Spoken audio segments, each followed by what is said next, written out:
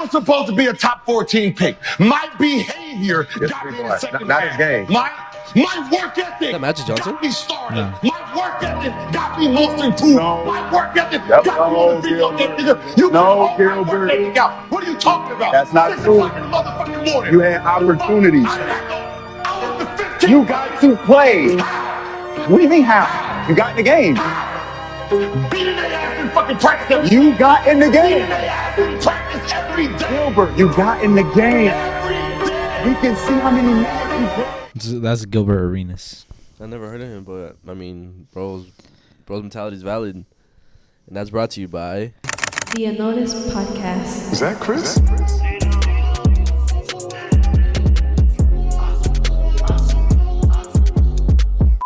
What's up, guys? Welcome back to the podcast that goes unnoticed. Welcome back to the spot. Don't make it hot. We love you, even though it's not. And welcome to episode 152.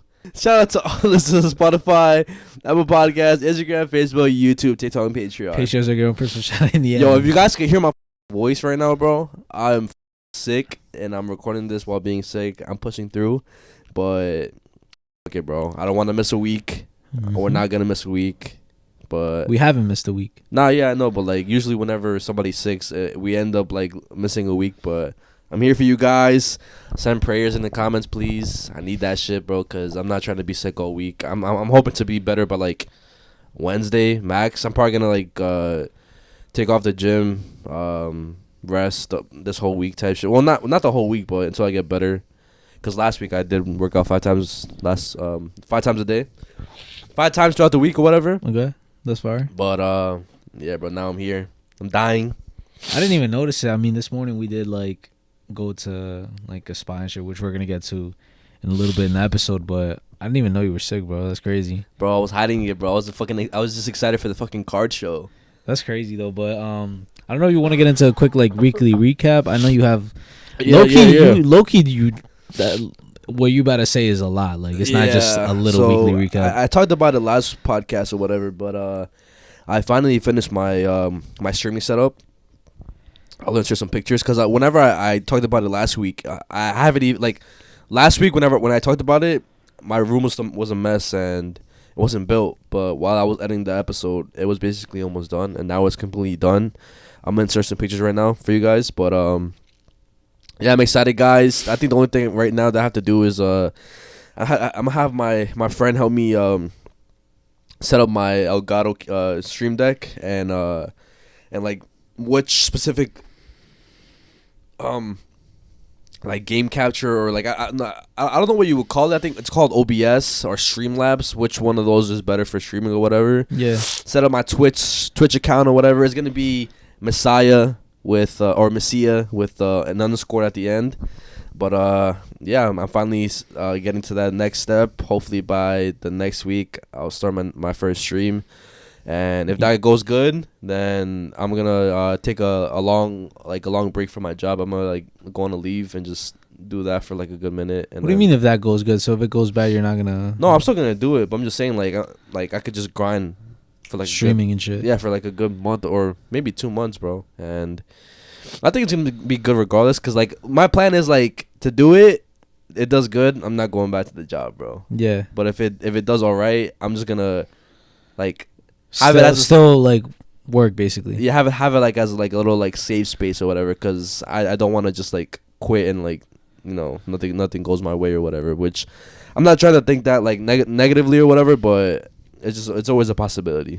Yeah, nah, that's so far though. Like the fact that I mean I said the last episode that you've been talking about it for a minute now that you wanted to stream, and now that you're gonna do it, bro, it's like that shit's gonna be so fire. I can't wait to like see like how you. How I am? How you do on stream and like how like where you take like the stream, you know what I'm saying? Cause, Because certain people like I feel like they either don't know how to stream or like whatever, but you're already used to like entertaining and shit. Yeah. So I feel like it's just gonna come like natural, like that. And also I study a lot of streamers. Like I know what specifically I'm gonna do with my streams, because a lot of people nowadays they want to do like IRL streams, which is kind of like the wave.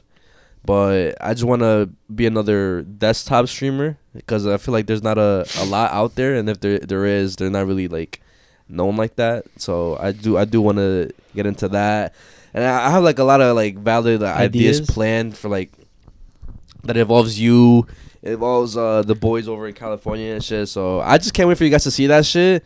Hopefully I fuck with it. And yeah, bro. That's literally like I've been excited for. Bro, I've been waiting for this shit for mad long. Guys, shit's gonna be lit. You guys are gonna get even more content, bro. And you're gonna get fucking George live. I know some of you guys love George and shit, so y'all gonna get him live and shit. I don't know, when are you gonna even be live? Like, is it gonna be like nighttime shit, most like morning shit? I'm gonna have to figure that out because like a schedule and shit. I'm gonna figure it out. It most likely will have to be like 4 times a week, maybe two times out of those weeks.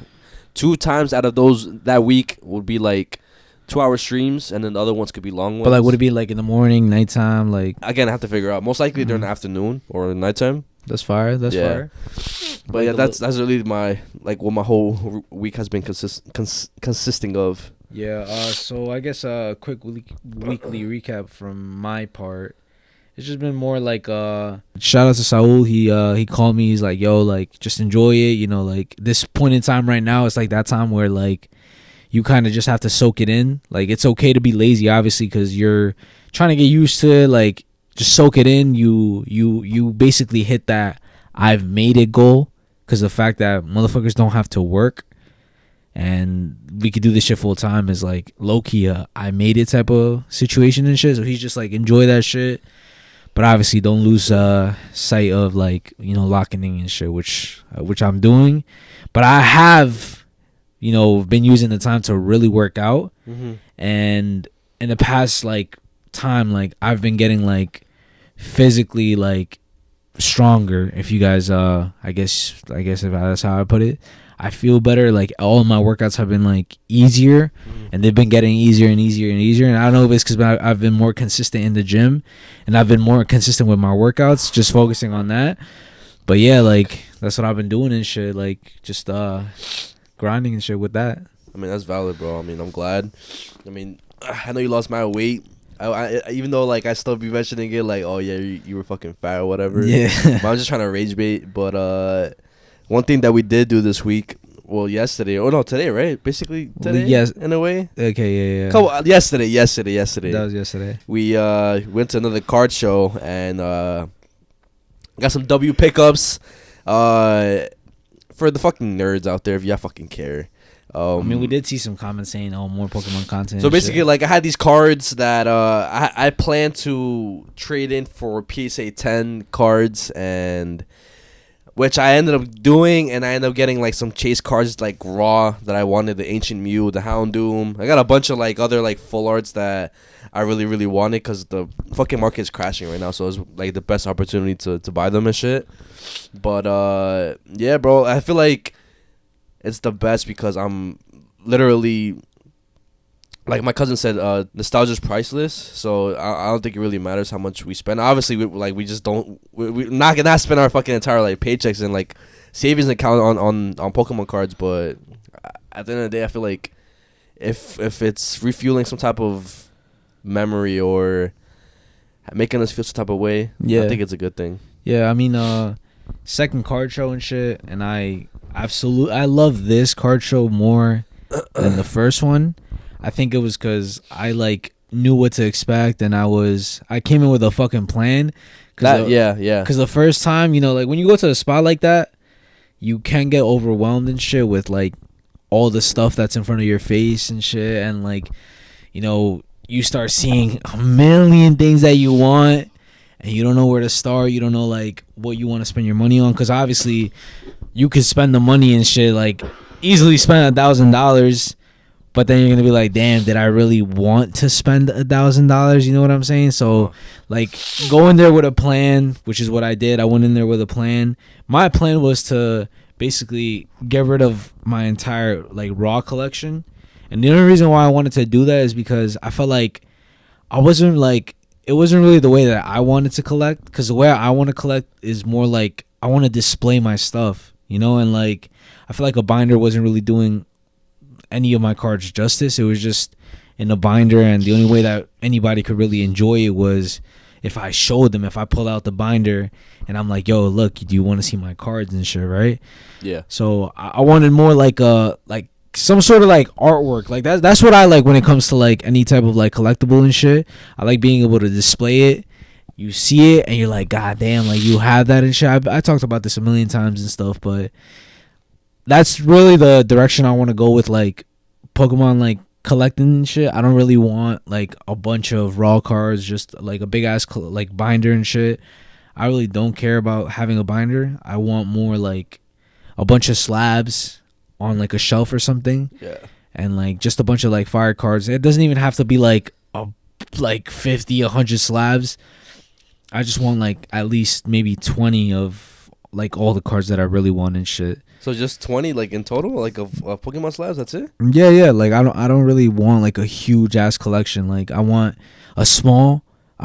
quality over quantity is basically what I'm trying to say. Like okay. That's really what I want. That's what I'm going for.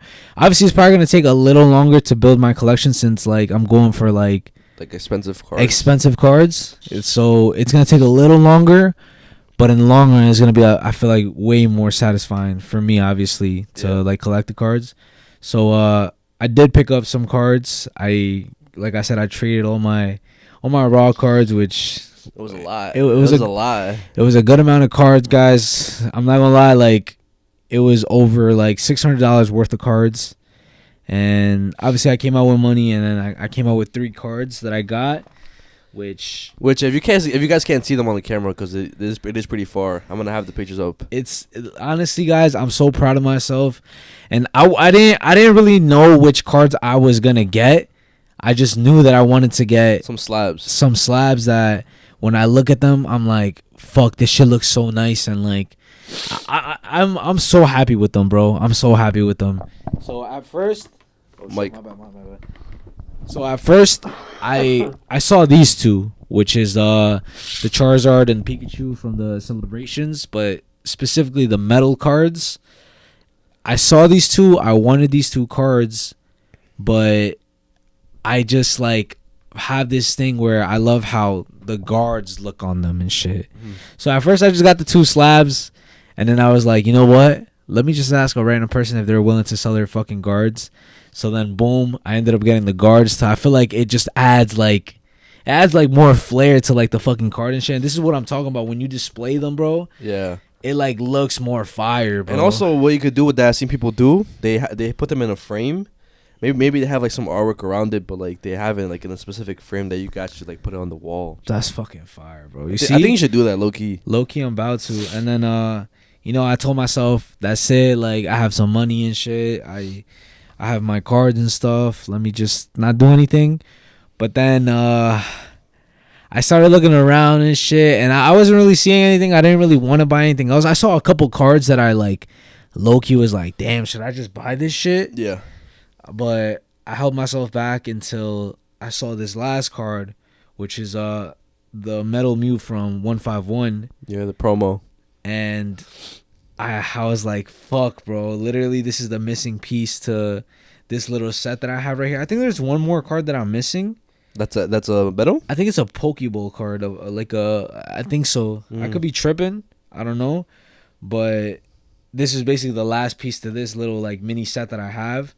And the guy even was like, yo, like that's literally all you're missing and shit, whatever. And he even cut me a deal. He took like $10 off like the price just because like it was like gonna complete my little set. I was gonna say the same thing too. Like I think that's what I like about this card show instead of impulse buying like I did last time. Even though I didn't get overcharged for my cards, I got them for good prices or whatever. Like I got like there were certain cards that were $7. Cut them down to like $5. I saw another card that I had that was like $20.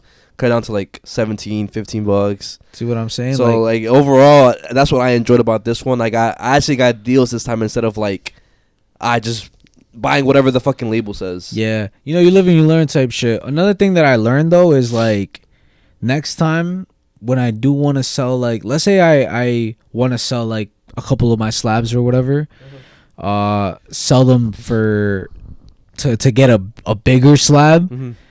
I'm not gonna sell them in card shows. I'm not gonna sell any of my stuff at card shows. I feel like the only thing that I want to do at card shows is buy. So you're gonna sell them on eBay or trade, yeah, or straight trade. I don't want to do the 80% anymore because I feel like I'm just losing my money at that point. Yeah. So yeah, I'm gonna sell them like me by myself, or if I do go to card shows, I'm really gonna go up to random people and just asking like if you guys want any of these cards. You know what I'm saying? And yeah, I'm gonna do that. But I'm fucking happy with this shit, bro.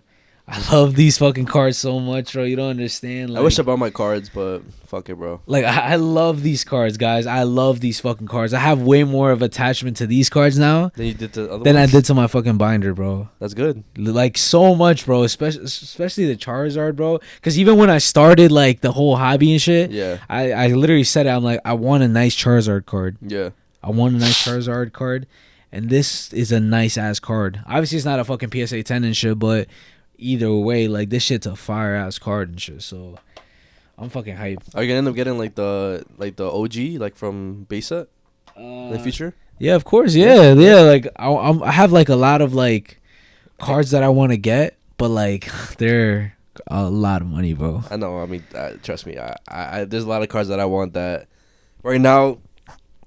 My pocket's not gonna like that shit, bro. So I'm just gonna stay away from that shit. I'm gonna continue. I think my next step in like my Pokemon collection is buying just like moderately played to lightly played EX or level X cards. Maybe some near mint. Like if I really like the cards, like for example, the Lugia EX, I would want like a near mint. The like a Tyranitar EX, I would want near mint. But like the other ones like that, I don't really fuck with. Like they're like the throwaway level X EXs. I don't mind getting them like moderately played. You want, like, a whole, like I'm all of them and shit? Yeah, I'm making like a nostalgia binder. That's fire. Yeah, so after I do that, and then when I get mad, bro, like in the future, whenever we make like, I don't know, fucking $1 million or whatever, I'm gonna buy PSA 9 or 10s of all the EX cards. So I'm gonna have them in a binder, and then I'm gonna have them in slabs. That's fire. Yeah. Just to like put it in like perspective to the people who don't really like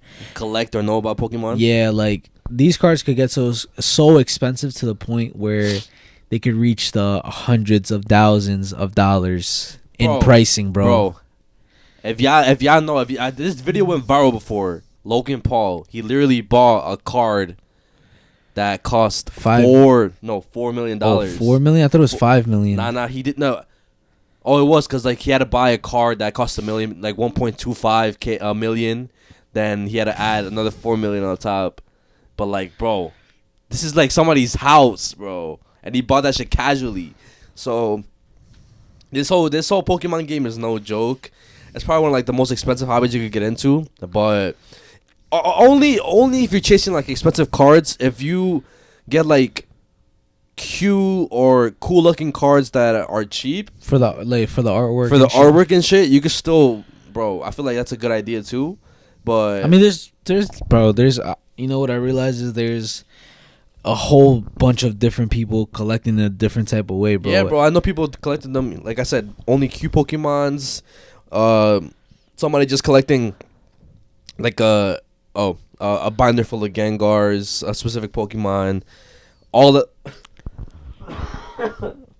1,025 Pokemons, like the Pokédex binders, like so much you could do, bro. Yeah, it just depends how you want to do it and your pockets. Yeah, literally. And honestly, guys, if you any like I guess tips that I would give like a brand new person getting into like the fucking hobby or whatever is honestly like really like do research about everything and shit, guys, because like you can't just jump straight into it.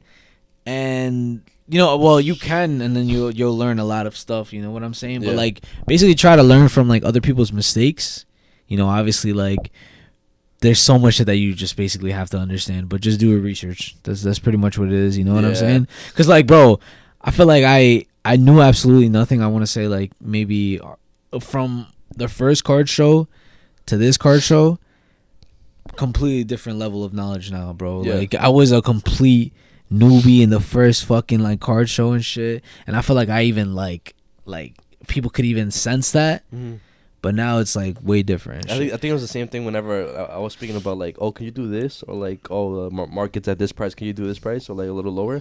So I know what you mean. That's what I'm saying, bro. But then the next thing I want to talk about is kind of I don't know if it could get you triggered. It depends how you look at it. What? But we talked about the last podcast because Kai he did do the streaming university and he picked out names like a bunch of streamers and shit. You got paper or you want paper? I don't got paper no more. It's fine, bro. Oh, you sure? I'll be fine. I'm fighting through it, guys.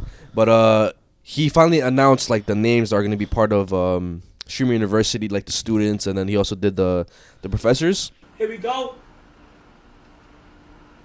Get y'all shit in. Please, please, please.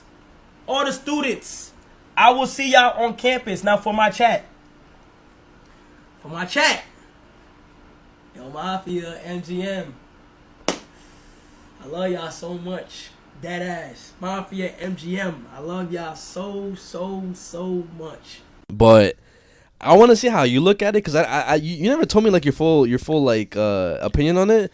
Do you think it's a good thing from the names that he got? Because I saw a lot of people complaining that he didn't get a lot of unknown streamers. He's like I seen backlash of people saying, oh, he got most of his friends and known people that compared to like the unknown people in streaming university.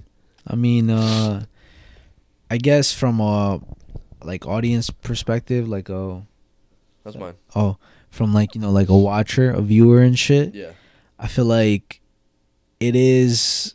I completely get why he or they went the direction. The whole whatever. If it was either Kai's decision or a team decision, group decision, whatever.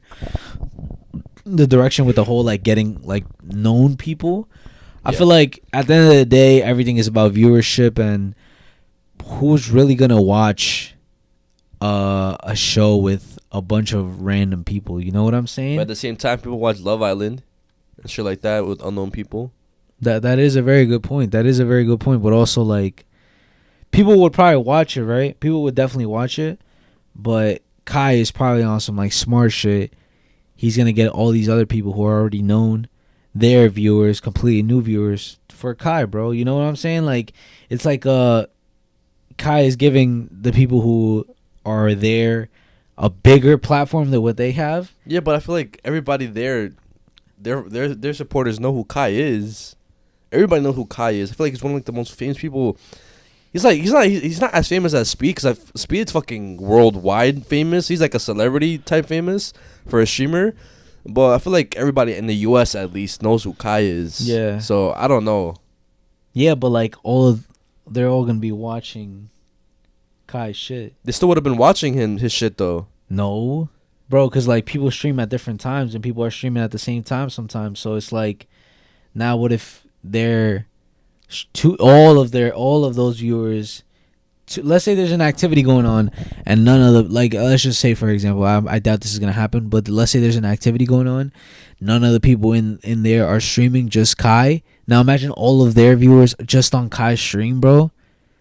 That motherfucker could break the fucking internet like that. You know how much he'll probably break Twitch fucking viewer records. He will. That's what I'm saying, bro. Like he's doing it for his benefit, and like at the end of the day, I guess I understand.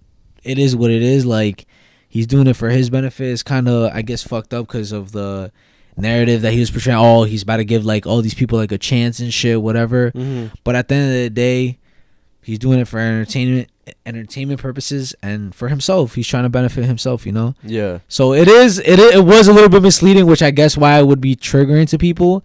But I wasn't really triggered. Like I kind of understood it. No, yeah. Saying? I mean, I wasn't really triggered either. I'm just thinking of it like at a devil's advocate like point of view, because like I kind of agree, but at the same time, like you don't really need. Damn, he low-key. Nah, low-key. Now that I think about it, low-key, it wouldn't have. He should have. You know what he should have done? What? Maybe he should have had like more people, like the people he chose. Then basically, it would have been smart if he did like, let's say for example, 30 known people, and then 30 unknown people, and the 30 unknown people would have been like the, like kind of like the apprentices, like the people under them, if you know what I'm saying, like like mentors, like the 30 people are like their mentors, yeah, and then the 30 people who are like not known. But isn't that what the professors are for? But like on some shit where like they're kind of the same. like, oh, let's say for example, there's a funny popular streamer, then there's a funny unknown streamer. All right, boom, y'all paired on some shit. Oh, Like, okay. let's say there's a fashion like lit motherfucker. Yeah. Unknown fashion Lit motherfucker. motherfucker, yeah, You know what yeah. I'm saying? Like, Okay, like yeah, on some yeah, shit like that, and then it would have been like cool, like, Okay. and then the professor would have like dealt with everybody and shit. You know what I mean? Damn. Low key, a missed opportunity. I mean, it's like the first ever idea, like the first ever like thing like this. Yeah. But if he does do it again, he could probably do it a lot better. But this is probably like a test trial to see like how it would go. But Well, I did tell you one thing though. what? I feel like if it was a bunch of like people who are really unknown, they would fight for like camera time. And it would be kind of like a weird like, cause guys, I'm telling you guys right now, when it comes to like this social media stuff, people want to be like, they want to be the one that stands out. Mm-hmm. So it wouldn't have surprised me if people started like getting into fights because of on some ego shit. Like, nah, I want to be seen. Like, I want to be on the spotlight type shit. Yeah. Or like people like doing outrageous, trying to like fucking clip farm the fuck out of it to a point where it gets fucking annoying type shit. Just because they want to be the ones to like get clout and attention off of the situation or whatever. But I feel like people would read that and then they'll get like backlash in the comments, be like, this motherfucker's doing too much, or you think they wouldn't care? Maybe they would, yeah, maybe they would, but they're still getting a reaction from everybody. They're still getting clipped. I don't know. I mean, overall, I still think it's a good idea. I think it's helpful for a lot of people, and I'm glad, like, because from what I saw, like that guy Danny Benz, he's like the first Mexican like that was accepted. Yeah. Why am I nervous? Like I'm actually gonna get in. What row you think you in? I don't think I'm in it at all. But if I were to guess, I'm gonna say second to last. You gotta be nonchalant when you get picked. I appreciate it. I'm gonna hit one of those. Yo, Liam with the Galaxy. Thank you so much, Liam. I appreciate you, Papa. Alex with another Galaxy. Shout out to Liam. Shout out to Alex. You're insanely handsome. I love you. Danny Benz. Oh shit! Danny Benz. Oh shit! Pero conmigo se pelan manitas, les van a faltar regalos. Bro, I'm fucking shaking, bruh. Oh my god. I gotta call my brother, bro. Bastard. What happened? I'm so happy for you. Did something happen? What are you talking about?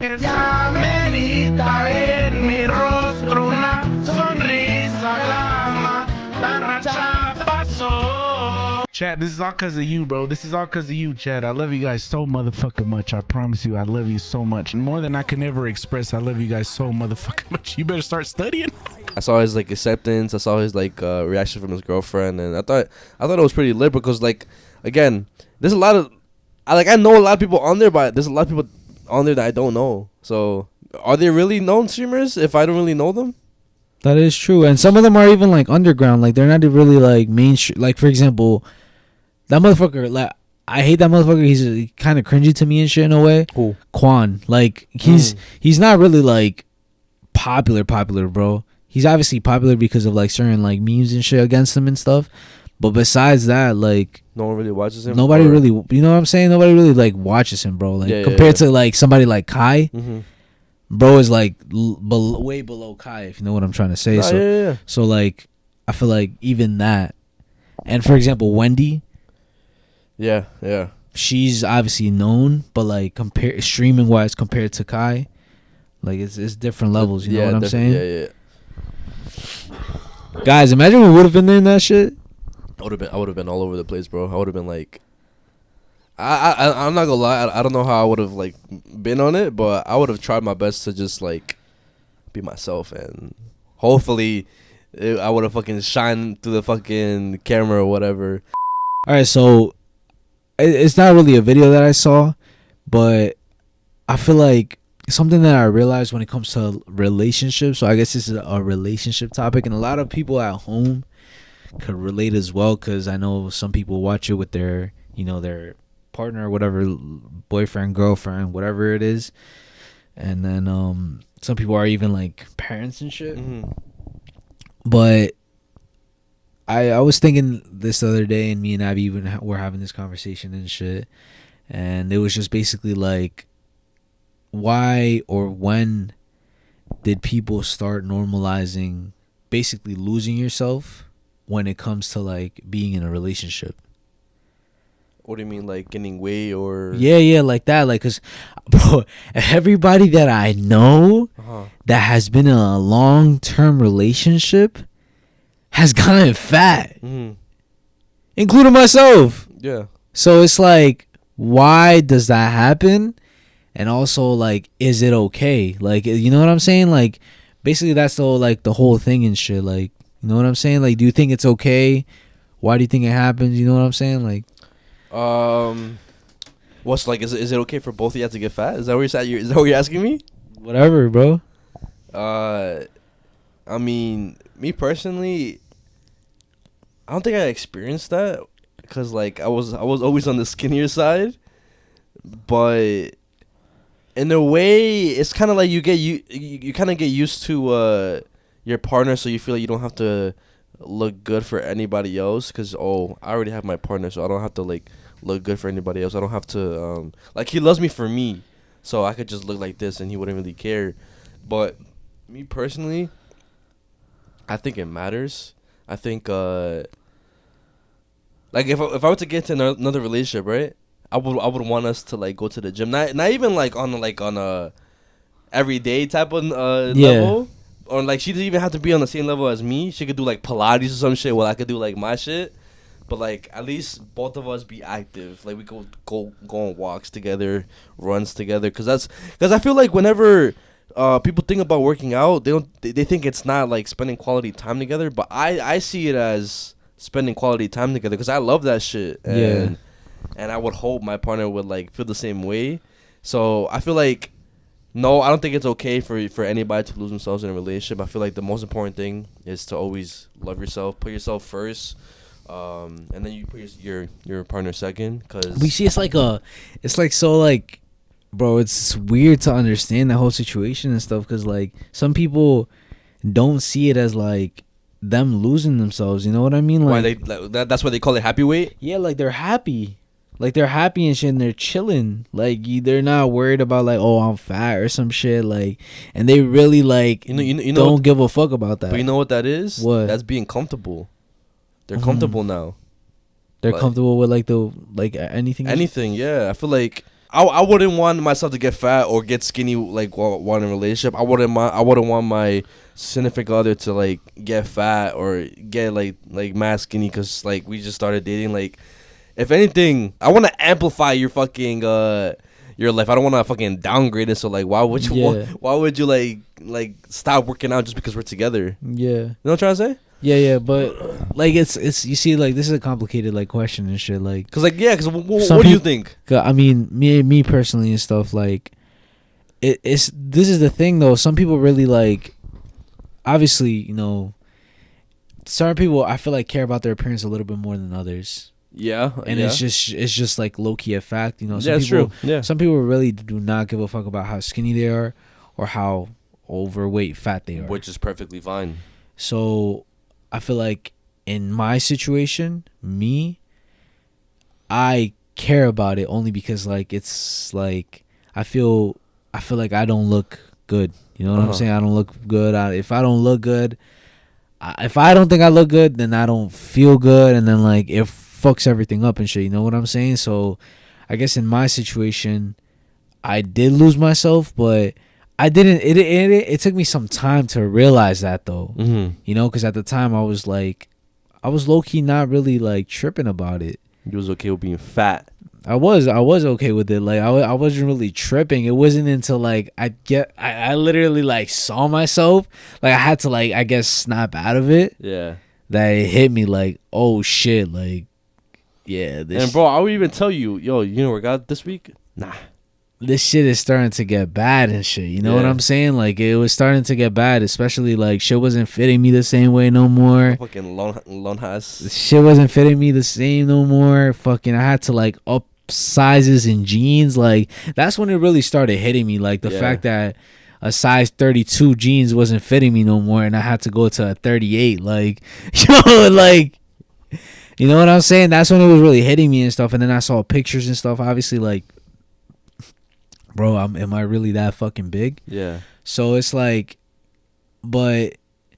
And also the letting yourself go too is like when your partner, like in this scenario, I mean it could be either or, when like they stop looking good for you. You see, that's like, I guess what I was trying to get into as well. It's like I feel like people need to stop normalizing like people getting comfortable in relationships and like not really wanting to try anymore, because I feel like that's low-key the core of it all. Like, yeah, like they don't feel the need to try anymore. You know, they're in the comfort zone of like, we're in love, we don't need to try for each other's approval or acceptance.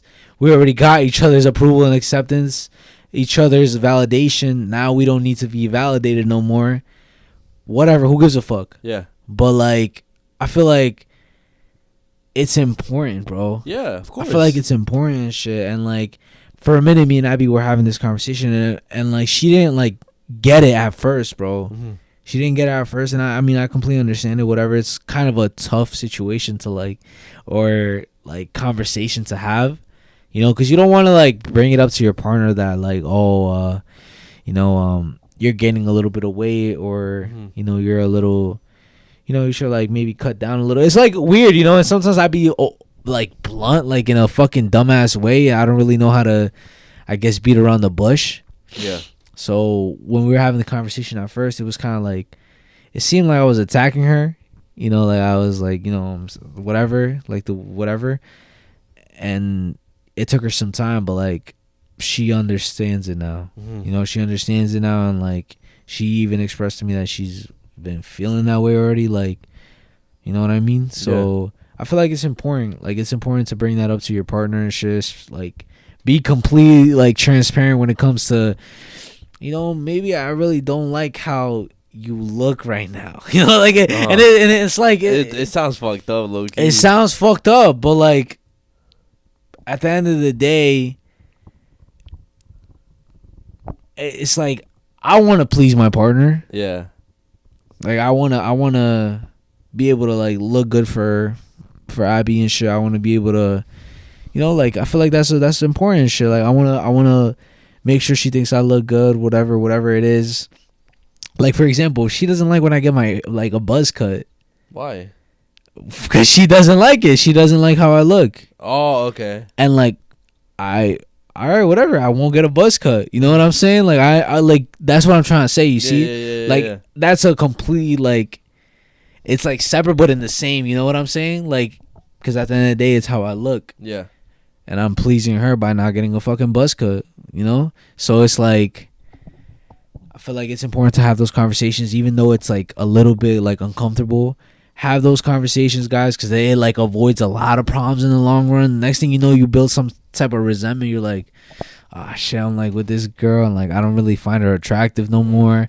Low key leads into like cheating, maybe. Like, you know what I'm saying? I think because I only ever been in like one serious relationship my whole entire life, but from, I guess the thing that I've learned is like from both people, to make sure you're always like flirting with each other. I feel that's also an important thing to me. Like, but like, I like try to flirt with me like you're trying to get at me like in the beginning of the relationship. Even if we're like 2 years into a relationship, I feel that's important too. Like, still flirting. Like, oh my god, like, you look good. Like, yo, like, what's your number type shit. Like on some playful flirting shit. Like make the other person feel like desirable. Yes, yeah. I feel that's also important too. That's a fire one. I feel like, you know, it's like the whole like stop trying shit. Like, that's where it all stems, bro. Stop trying. Like, people stop trying and they get comfortable and shit. Yeah. And I heard a lot of people like with the similar thing, like, oh, they're especially with girls. Like, girls talk about this shit because they be like, oh, like, you know, my husband doesn't slap my ass anymore. Like, doesn't like. Yo, you're right, bro. Like, yo, like. They feel some type of way if like if you pass by them in the kitchen and like you don't do that, or like, oh, he doesn't want to have sex with me anymore. Like, it's weird. Like, and guys be thinking like that's not important, but like, yo, they dead ass like they take that shit to the heart. Yeah, they keep that shit in mind. And girls, it's the same shit with guys, bro. It's the same shit with guys, and a guy's obviously not gonna fucking say it. Like it's not. Like yeah, because I mean, me personally, bro, I would want my girl to always tell me like, "Yo, you look mad good." Like like touch me and shit. Obviously, like not touch my ass and shit, because like I don't, because you know what I'm trying to say. I know what you mean, bro. Like they like touch me like yeah. I love that shit, bro. You see, like girls, it's important for the other way. You know, like any relationship right now, like any couple watching this right now. Make your person feel desirable, and make your, try your hardest to look good, to look good for, your person or whatever. I feel like that's so fucking important, guys. Yeah. And do not stop trying just because you guys are fucking in love. You know what I'm saying? And at the end of the day, too, you can't lose yourself in love, bro, because you're in love. Like, you forget about how you look. Take care of your health. Take care of like your fucking appearance, bro. Like, bro, you gotta look good. Fuck it. Like, you gotta look good for yourself and obviously your partner as well. But like, fuck it. You gotta be in the mirror looking at yourself like, damn, like I look good and shit. And then that energy literally like spreads. Yeah, it you know what I'm saying? Yeah. And then your partner's gonna feel that same vibe, and then like it just makes everything better. Trust. But again, we're just two guys behind the camera, just saying my miles, bro. What if what we're saying like isn't even true, bro? Like what if like they're like they just like this is all facts. I don't give a fuck. No, I don't give a fuck what motherfuckers gotta say. This is all facts, and I know there's a bunch of people right now who are like commenting right now. Like this motherfucker's low key speaking facts, bro. Because it is facts, bro. It is facts. I experienced it firsthand. There's no way like, and there's other people who experience the same shit. They gain mad fucking weight. They gain mad weight because they're in love and shit.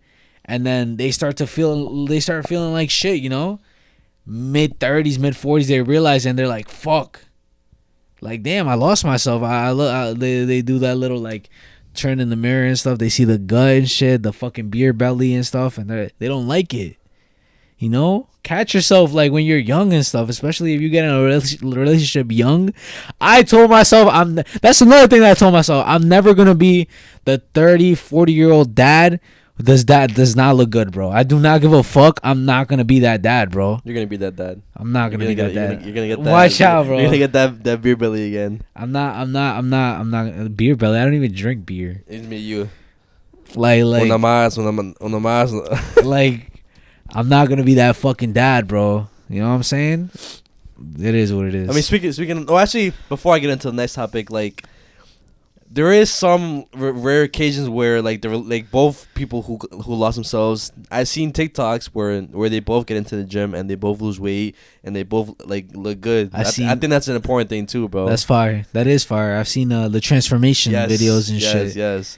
Yo, in the comments right now, if you're watching this with your partner, or if you maybe you're not, but if you guys are in the transformation journey together, comment it down if you are, or if not, if you're by yourself, let us know how that's down going. In your journey as well. But the next thing I want to talk about, what we talked about earlier, the whole DDG situation with his baby mama. So recently he's been like I guess you could say kind of backlash in a way from like her fans, but also support from his fans. He was accused of like domestic violence towards his baby moms, which is, if you don't know who Halle Bailey is, he's like the Little Mermaid. I'm pretty sure everybody knows who the fuck that is, bro. Real life Little Mermaid. Yeah. Little Mermaid, real life Little Mermaid, and her baby daddy DDG. I'm pretty sure they know who DDG is because of Wendy. Probably, yeah. Most likely, bro. But I see a lot of people saying how it's true only because how hard it is to get a restraining order, which it is, because you need mad evidence to give to the court, to the judge and shit. But yo, that shit is messy as fuck. This whole thing is messy, bro. Because easily somebody could, like, on some manipulating shit, if your partner is one of those people who like can't control themselves and gets really emotional, and like let's say you're like nagging them like, haha, you can't see your kid, yeah, this and that. And then you put one of those restraining orders and shit, like a temporary one, and then they like come. Now that's like shit on them. Now you really got evidence that this person is like breaking the law. Like, like, bro, the judge literally told you can't be here. Why the fuck are you here? And what are you gonna tell the fucking judge? Oh, this bitch or this fucking asshole was like bothering me, so like I fucking had to like prove to her that she doesn't have power over me. Like the fucking say. Like I think like the messy thing about this whole thing is that like there's no like win-win scenario for DDG in this thing, cause like he's gonna get backlash from her fans or whatever. If it obviously comes out true, he's gonna get backlash from everybody. But no matter what he says, it's gonna get hit on the internet, bro. Like the motherfuckers on Twitter hate DDG, bro. No matter what he does, and I feel like once they heard this shit, they're like, oh yeah, like we got his ass now. But again, I just hate that everybody comes to conclusions even though like there's no evidence shown to us. Obviously, domestic violence is a very, very serious thing, 100%. and it happens to a lot of people nowadays. People you wouldn't expect, but again, I know a couple. There's no evidence, bro, and I hate the fact that everybody just believes shit just because of like a headline. You know, that's a very sensitive conversation, but the truth of the matter is that it's facts. You know what I'm saying? Like in New York, especially, and I know this one specific person. I'm not gonna say no names or who it is and shit, but I know them like personally, literally and stuff. Mm-hmm. And what happened in that situation was that they were obviously having an argument. You know, like one of those like toxic types of relationships where, oh, I'm yelling at you, we're getting in each other's faces, whatever. You know, like you know what I'm talking about. Yeah. So shit got a little bit like too like hectic. Yeah, too hectic, and the girl and the woman in this situation started like beating the shit out of the guy, right? And then the guy like basically like wasn't really doing anything. He kind of like just pushed her off of him and like said stop. He called the cops, and he was the one that got taken to jail, and he was the one that got deported. Whoa. So I mean, when it comes to domestic violence, bro, like I don't give a fuck what you gotta say. I'm not like an anti-feminist or whatever, but the truth and the fact is, and I got people who would literally back me up on this claim, literally like women that would back me up on this claim, that when it comes to domestic violence, bro, people always take the woman's side first, no matter what, bro. No matter if all evidence is against the woman, just it is what it is, yo. Like I mean, a good example was Johnny Depp. Yo, with his crazy wife and Amber Heard or whatever. Amber Heard, I think. That's her name? Amber Heard, some shit like that. Yeah. But like that shit was not even true. You see what I'm saying? So it's like there's people out there who have these like weird ass like minds and shit, and they have like dark agendas, and they like it's like a cheat code, like to get at their partner and shit. You know what I'm saying? Like oh yeah, we get in an argument. I bet you're not gonna see your kid. They use that shit as leverage. Like hit me. I bet you won't. Like they want like motherfuckers to like do that shit, or not even like oh you don't even like do anything, but they just tried, like they put these false claims on you, and like low key it's a little bit hard to even like defend yourself, like even though there's no evidence to prove that you're a fucking like the like a abuser and shit, it's like you still have to fight to prove that you're not. And it's just how the system is, bro. Like, and also like it's super fucking hard for a guy to get custody, bro, because I was just about to say that low key, like what if like this is a way for her to gain full custody of Halo, bro? That's a whole like other like thing, bro, but it's the same thing.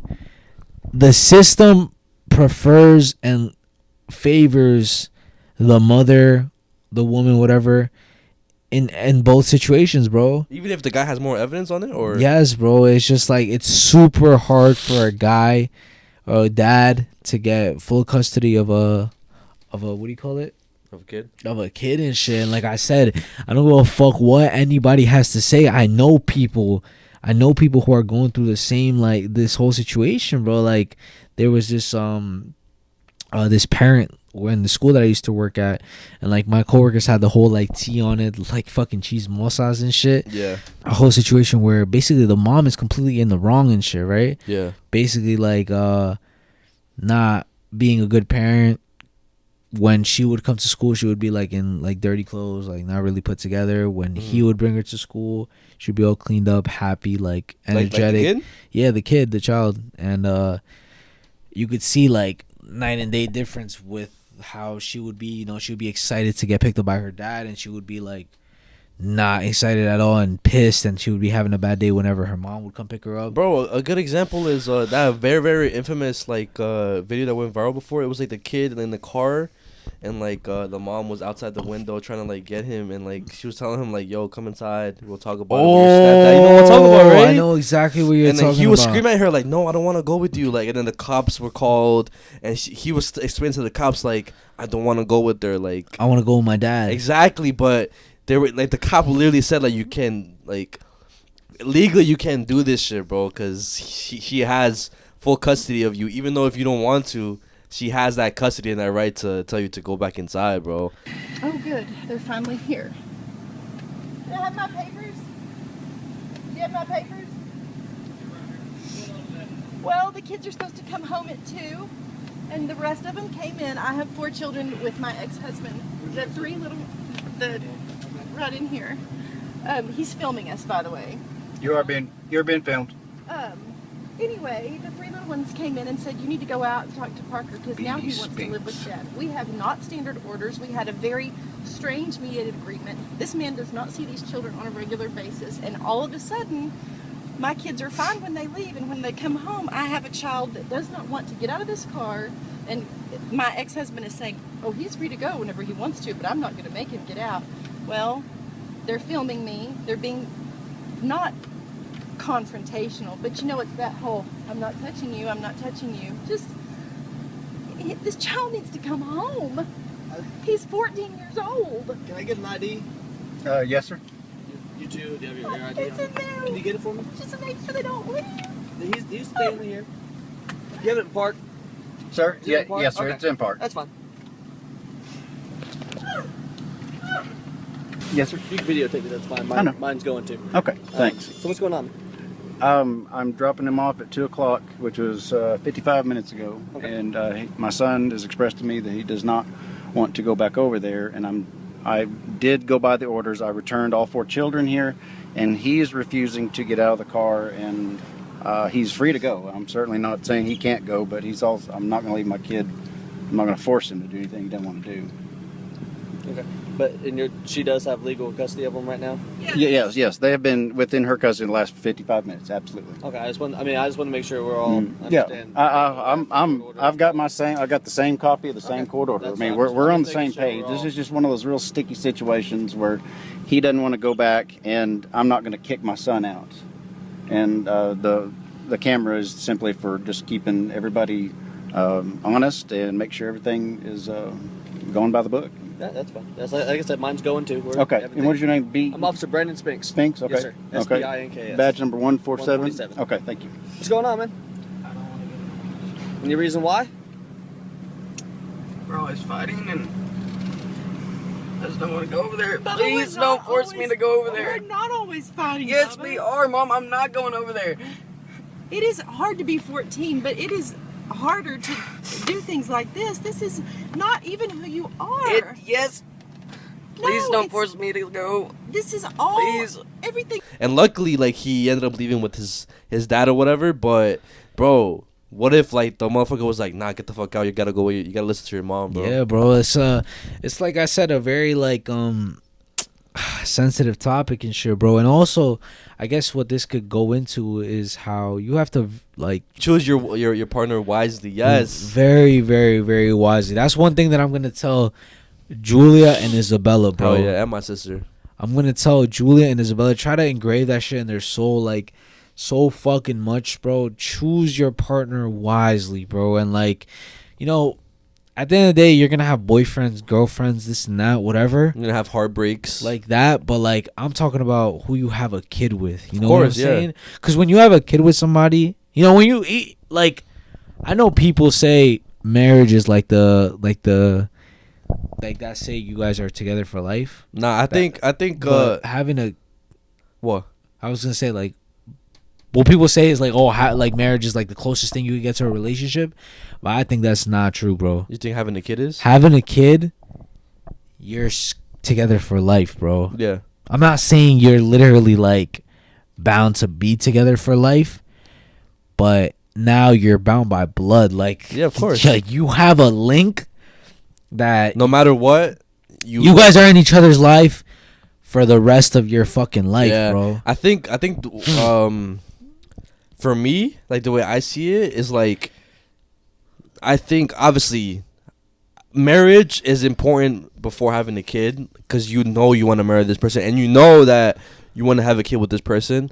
But also before marriage is living together. I feel like if you could live with this person for like a good 2 years plus, and then you know their flaws, and you know you've seen everything, their flaws, like how they get angry, everything, like the little like nitpicky shit, everything. But you know what's funny, bro? What?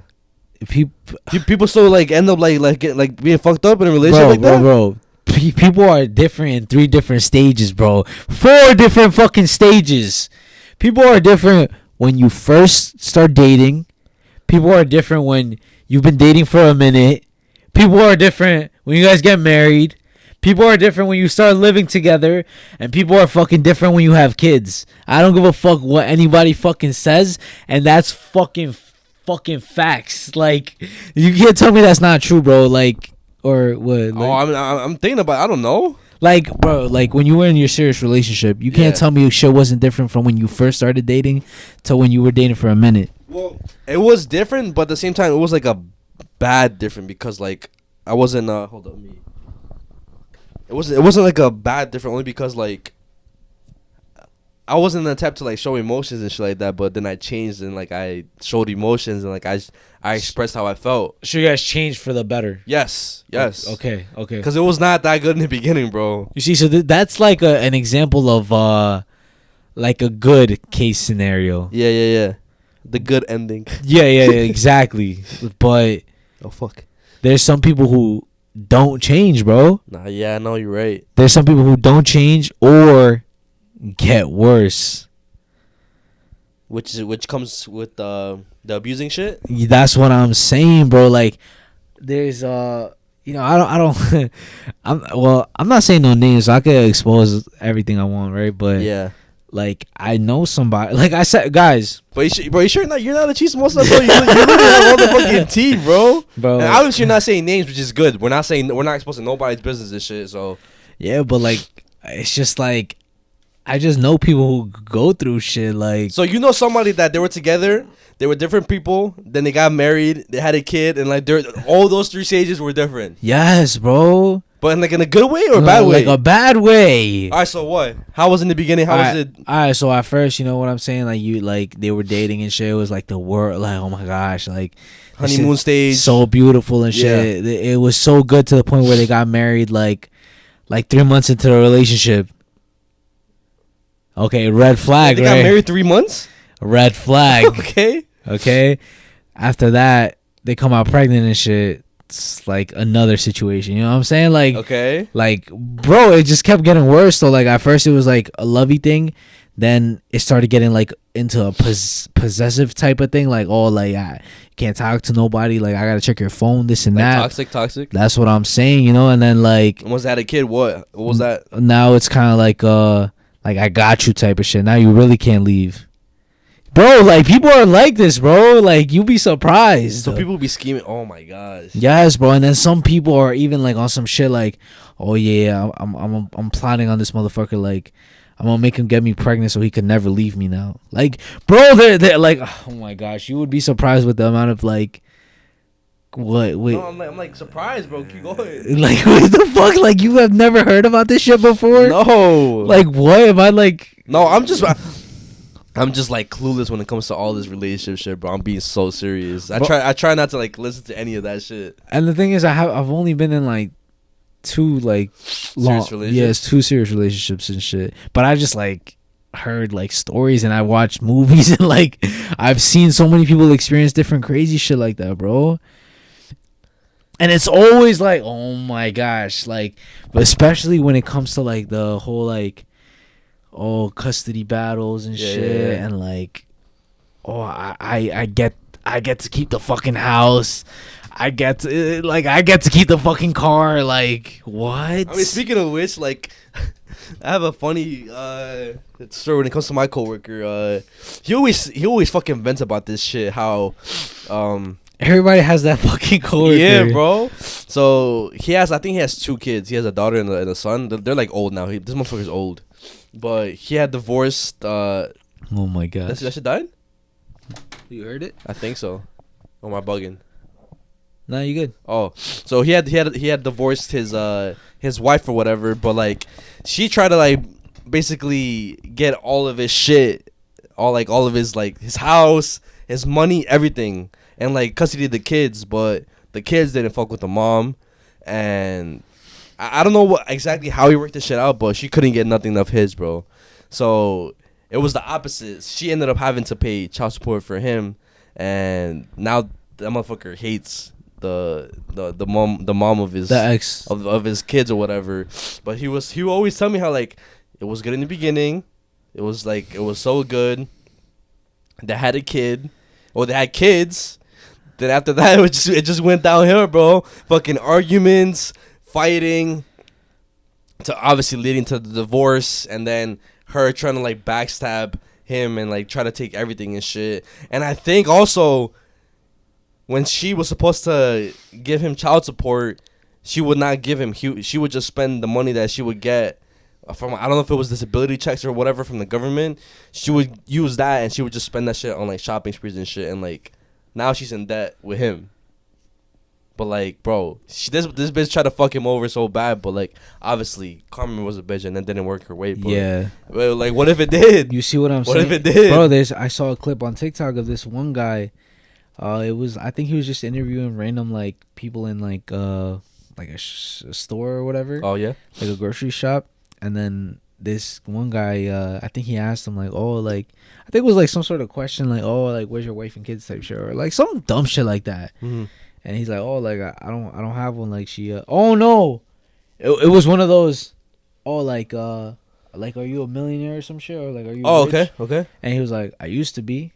He said that he's like, I used to be, I'm not anymore. He's like, wife took everything, took the kids, took the house, took the cars, took all my money. Now I just work here.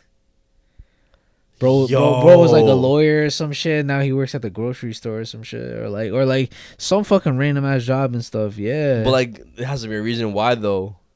Why she took everything? What if he was a problem? You fucking like this so crazy shit. Yeah, you never know. At the same time, we never know, bro. Because we have, bro, what the fuck? Because his wife's not there to defend herself. That is true, bro. That is true. But still, like you are right. Yeah. Well, yo, guys, in the comments, please let us know, like, what y'all think about this whole shit, bro. Bro, like, it's facts, bro. It's facts. Listen, guys, there's gonna be people who fucking disagree. Like, oh, like, nah, like you gotta understand. Like, listen, no. Trust, bro. Trust. I want to hear y'all experiences if anybody went through some shit like this before, like comment it down. Bro, coming from somebody like, all right, I'm gonna say my experience real quick, right? The only reason why I know is like because I experienced this shit too fast. Mm-hmm. You know what I'm saying? Like, I tell Abby all the time, this whatever. I wish I would have held off on having kids. And like basically, casándome so early, bro. Mm-hmm. Like, I wish I would have prolonged it a little bit, bro. Like, only because I changed from when I was single, no responsibilities, to when like I did, to living together, to like basically like, you know what I'm saying, to having kids and shit, all that, to now having 2 kids, and like. We had to fucking like grow every single time, bro. It was no like stop, bro. It's like no stopping, bro. Uh-huh. And sometimes people are growing at a different pace than other people. Yeah. And I'm talking about like maturity wise, and like emotionally wise, and like mentally wise and shit. So it's like if you guys aren't on the same, like trying to be on the same wavelength, it's gonna fuck up. Yeah. Shit's gonna go downhill and stuff. Well, quien te manda, ¿no? Quien te manda. It's just facts, bro. It's facts. But yeah, guys. Do you have anything else? Or? That's it. But yeah, guys, that does conclude our Yappuccino segment. Hope you guys enjoyed. Stay tuned for your favorite segment, Unnoticed Going Dark. With that being said, get your snacks, get your blankets, get your headphones, turn off the lights, get comfortable, get your cuddle buddy, and enjoy the show. I'm dying. All right, I'm dying. And we're back, guys, from our regular schedule break. I'm still dying, but we here. Just enjoy this eerie, scary music.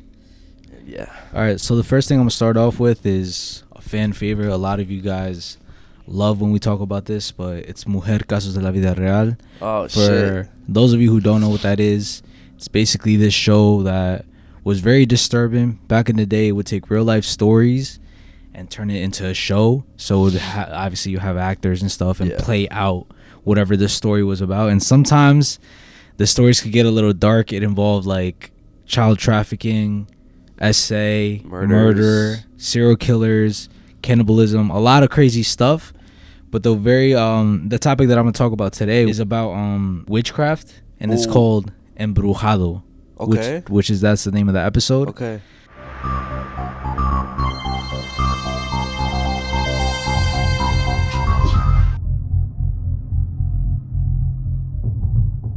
Lo que pasa es que se trata de mi tubería. Quería ver si la de usted está bien. Sí, está bien. Oiga, bueno, lo que... Y no vayas a creer que soy una bruja o algo así, ¿eh? Esto nada más es hobby para mí. Pero sí sabe leer las cartas, ¿no? Bueno, ando aprendiendo. And the main character, his name is Esteban. Mm-hmm. And basically, he's a plumber. But this one random day, he came back to the house frantically, like, panicking and shit. He was moving around crazy, and he was just saying how, nah, the neighbor, she's a fucking, like, she's crazy. No, she threatened me, this and that. And then the wife was like, why, like, what are you talking about? Weren't you supposed to just, like, fix her drain? Like, what are you talking about? Like, she's crazy and shit. He was like, oh yeah, she's a bruja. She told me that if, like, I told anybody about her being a bruja or whatever, or her casting spells on me, that I'm gonna regret it. Oye, nada más andas de chismoso en la vecindad hablando de mí y me las pagas. ¿Entiendes? ¡Lárgate! And then the wife was like, wait, what? You literally just told me though. And then he went like, Y me amenazó si yo abría la boca y se lo decía a alguien. Pues ya me lo dijiste a mí. and some time like passed, and he just started going down this spiral of him being like crazy. Like he just like kept repeating random phrases and like saying like how somebody was after him and how like that specific neighbor was like targeting him and like how she put a spell on him, basically fucking up his life. He's ruining his relationship with his wife. He's losing his job and shit. And to top it off, his brother ends up coming to his house, right? Mm-hmm. And tells him that their mother just died. God damn, so like mad like tragedies, mad shit going on. Crazy shit happening. And even at the funeral of their mom and shit, he starts whispering to himself and he's talking to like the coffin and shit, which is his mom. And then his brother like goes over to him like, yo, are you okay, Esteban? Like what's wrong with you? ¿Qué estás haciendo? Una voz en mi cabeza me dijo que hiciera esto. Si sí, gasolina, hay que quemar todo esto, porque mamá tiene el diablo allá adentro. Es mejor hacerlo, porque si no ella va a regresar podrida por nosotros. He's like, nah, we gotta get gasoline right now. We gotta burn the body. We gotta burn everything in here. Burn his mom's body? Yeah, like she has a devil inside of her. Like, now we have to burn everything. Like I don't care right now. We have to I'm gonna go get the gasoline. Esteban, por favor, voy por la gasolina, porque esto urge. Cuéntame, voy por la gasolina. Esto urge. And like he was about to run out and shit, and then his brother was like, yo, what the fuck, like relax and shit, like calm the fuck down, whatever. And like he was like bugging out. He's like, nah, she has the devil inside of her, this and that, whatever. There's a fucking devil inside. They end up going home, and then they decide that he has to get like cleansed by a curandero or whatever. So they ended up taking him to like a cleanse, and then that's when like the guy, he starts like doing his chants and shit, starts like moving around these palms on him and stuff, like some yerbas and shit. And he starts saying how like, well, yeah, like there's this lady who was in love with him. He turned her down, so she started doing this to him. and like out of like, you know, spite. Yeah, out of spite, she started basically doing witchcraft on him, like on some evil shit. So that fucking neighbor. Yeah, and then like there's another scene where time passes after that cleanse. The guy, like the curandero, is like, oh, bring him back in like 2 weeks. We'll do another cleanse on him just to like make sure everything is out.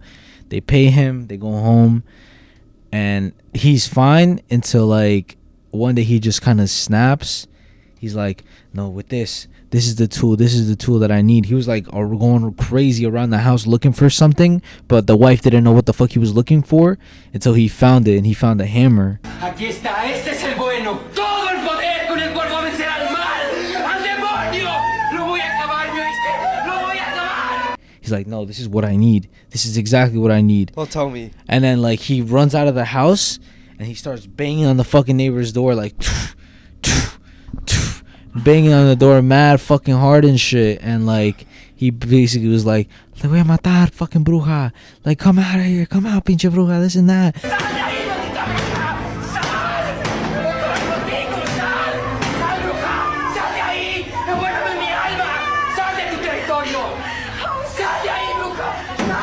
And then like the cops end up coming, they ended up taking him and stuff, right?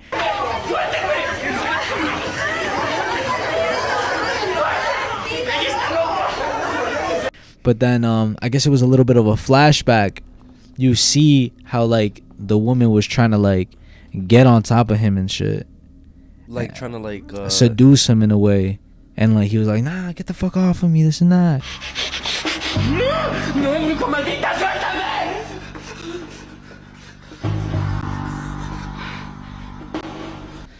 So now obviously present time, he's arrested, he's in jail. The brother and the wife go visit him to see, yo, what happened to him? Is he okay? What's gonna happen to him? Is he gonna go to jail?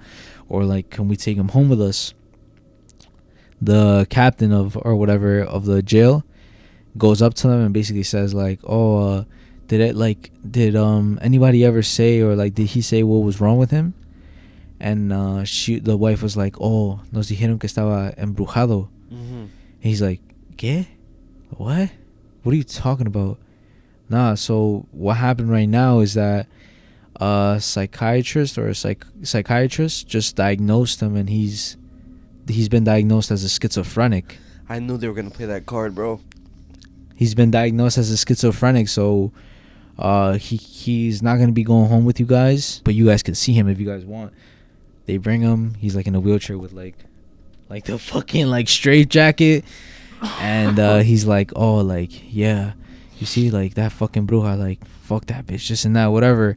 And then they just end up taking him away, and that's when the episode ends. So, but like it kind of leaves off a little bit of a cliffhanger, or like we don't know if basically like it was really on some witchcraft shit. Or if it was him just going insane, him just going crazy. Because at the end of the episode, the host, she basically goes on, you know, she like touches on like the topic a little bit at the end, and she was saying how like, yeah, like before, when in early stages of people finding out being like people were being schizophrenic and shit, there wasn't really that like much knowledge on the topic. Now there's more resources, and there's obviously more help for people who are going through schizophrenia. So I don't know, like it's like, you know what I mean? What about the neighbor then?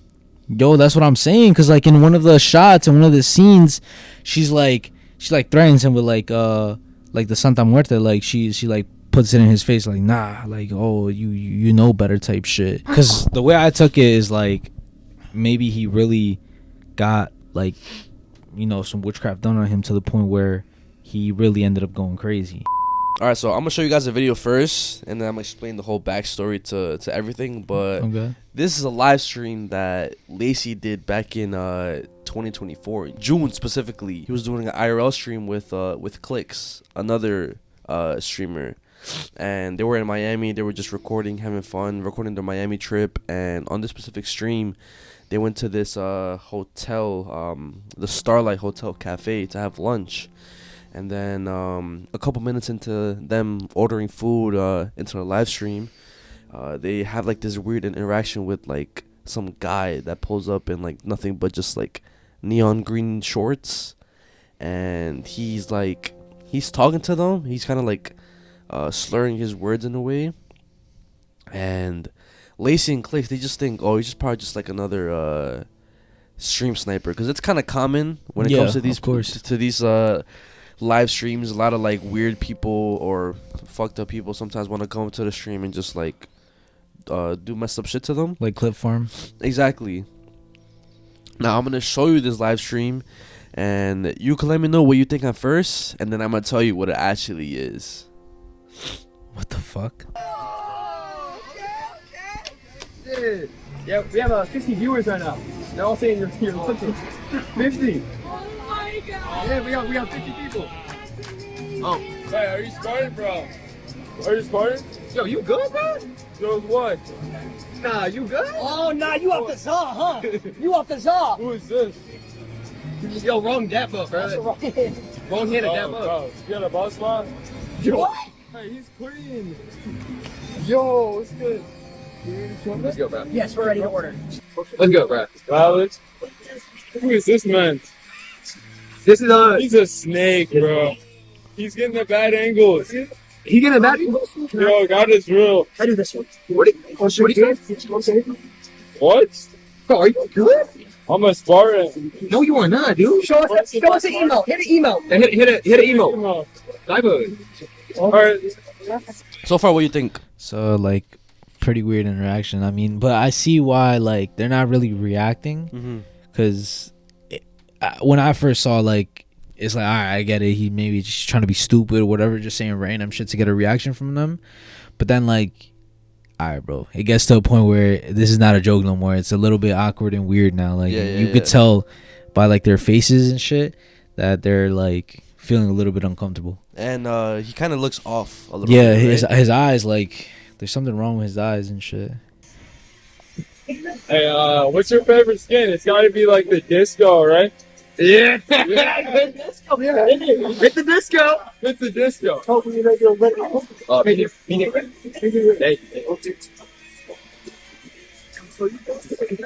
I'm good.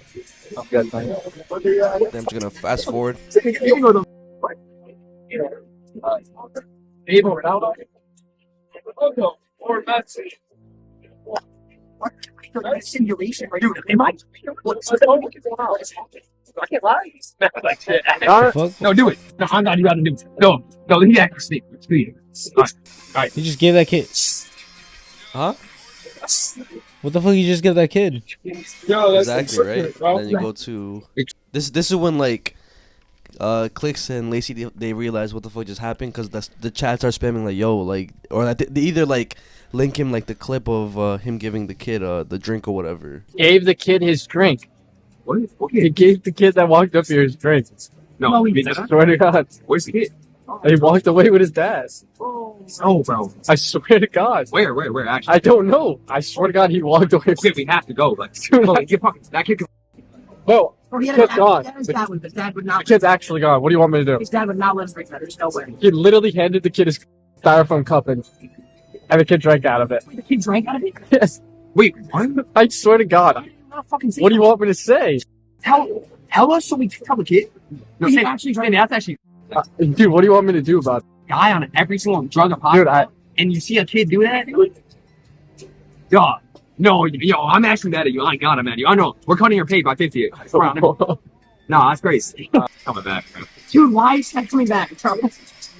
Alright, press him about what was in the drink. Yo. What was it? What was in the drink? What was in that drink? In the drink? Yeah. You gave it to him? It was Coke from Beacon Hotel. Like Coca-Cola? Yeah. Alright. Just making sure. You gave it to the kid. I gave it to the kid. Well, like, why would you give it to a kid? Like, I know you just throw it away. Damn. Nah.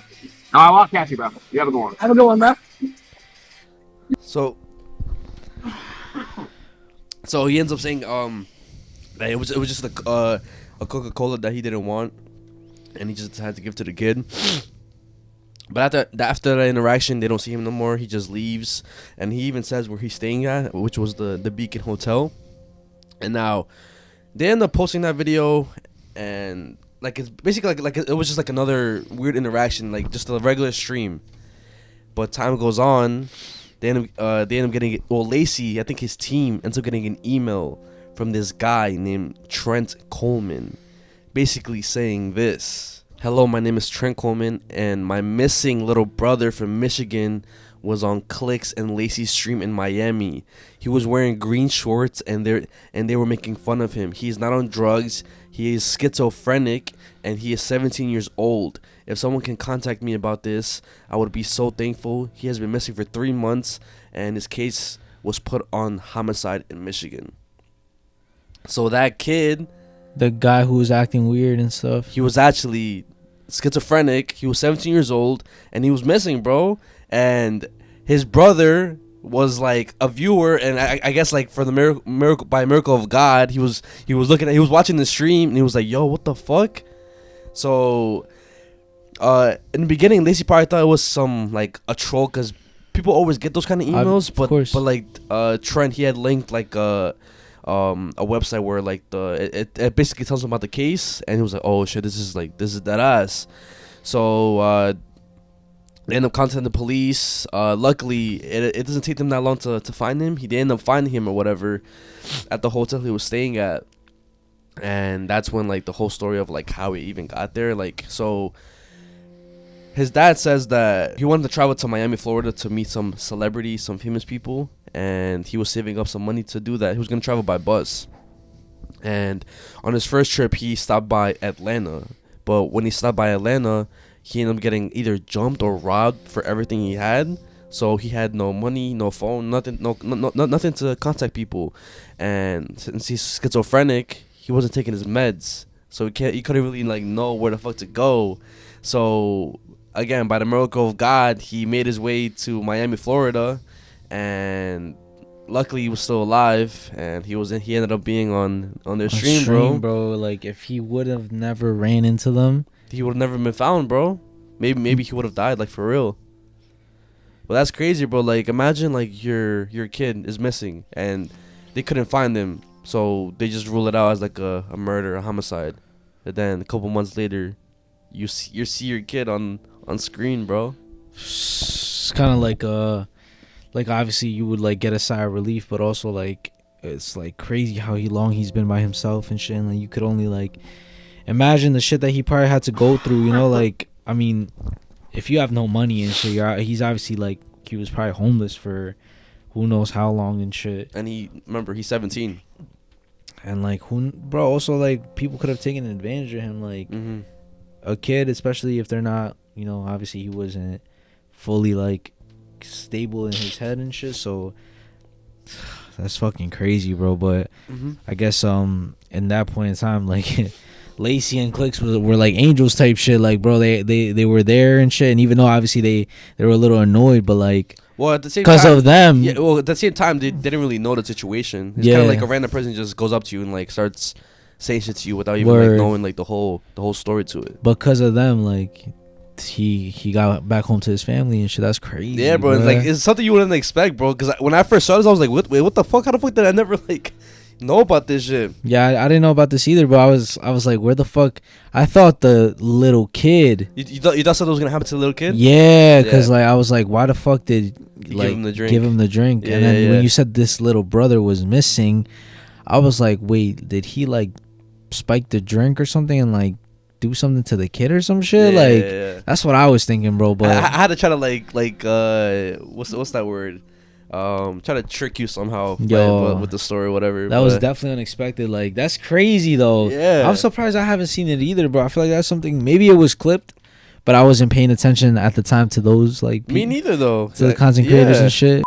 To follow up, it's more about like, I guess another YouTuber. We've been on a roll with like content creator stuff. I feel like it's good though, because sometimes you don't even fake it, you just catch it on camera. And it's kind of like you can't really fake it. It's like live type shit, right? But this was this YouTuber by the name of Exploring with Angelo. Okay. And he does a lot of these like urban explorations, but specifically scary stuff. Okay. And in this one episode, he was visiting this so-called satanic ritual forest, haunted forest. Oh fuck no. So in his area, there's this forest that a lot of people in the neighborhood and a lot of people in the area say that they've seen and heard a lot of like ghosts. They've heard voices in the forest. They've just heard screams and stuff like that. Also, other people claiming that they've seen like rituals and stuff like that being performed inside that forest. So this guy, he decided to go by himself, which is honestly like crazy as fuck. Dumb, bro. Dumb and crazy as fuck. You can see in the video, bro pulls out like a knife and shit. Like, bro, if you're by yourself and like, let's say there's 4 people, a knife is like, it might help, but like, you're GG's, bro. Like the comments in the last video, if you're gonna go urban exploring, at least take a Glock with you. Yeah, the switch. Yeah. But he ends up going by himself to see like what's up, and he had gone before, but I think he went in daytime. Okay. And when he went before, he did not do what he's gonna do. He did this time. So the first time he went by himself, okay, pretty fucking like crazy, right? Yeah. This time he went by himself at night with a Ouija board. Oh, of course. So bro took it a next step. Like going alone isn't already pretty fucking scary, right? So he ends up going to the forest by himself, and he sets up his little tent area. It's already pretty scary though. He starts hearing stuff right away. Yeah. Even before he plays the Ouija board, he starts hearing voices, like sounds off in the distance in the forest. And he decides to set up the tent. He goes inside the tent and he just has a light. The Ouija board is in front of him, and then he also has this app. This like, it's kind of like you see those devices that basically just pick up random frequencies and say random words. Yeah. Oh yeah. So he has his phone, and it's like basically this ghost app that says random words of random frequencies that I guess it picks up. Mm-hmm. I don't know how legit that is, but it's kind of crazy the coincidence between what the app says and then what happens during the video, right? So I'm gonna show you a video, which is him like doing the whole thing, and basically bro's having a seance in the forest. What the whole like people are saying and stuff, and he himself said is that he basically caught a demon on camera. So I'm gonna show you. You let me know what you think. And yeah, catching a demon. Caught a demon on camera, bro. Not literally, like you can't see it, but you hear it. Okay.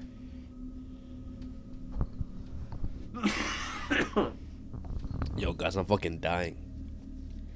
Yeah, I better fucking like this video, bro. If not, I'm gonna get triggered. So this video is a little bit long. Fuck it. I'm gonna try to fast forward as much as I can to the juicy parts, but you don't have to. But let's watch this shit, guys. All right, you ready, guys? All right, let's see. A Ouija board in the middle of the woods. Roger.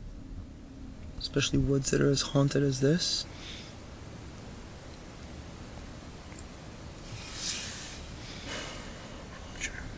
Starting to feel a little nauseated. Table. Which is not good. It's not really a table. It's more of a communication board, but please come through and communicate with me either through this or the board directly.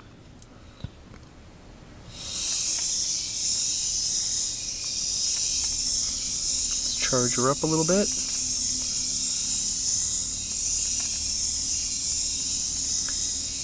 Now, some people, when they like to start the Ouija board, some people will do full circles, some people will do the infinity.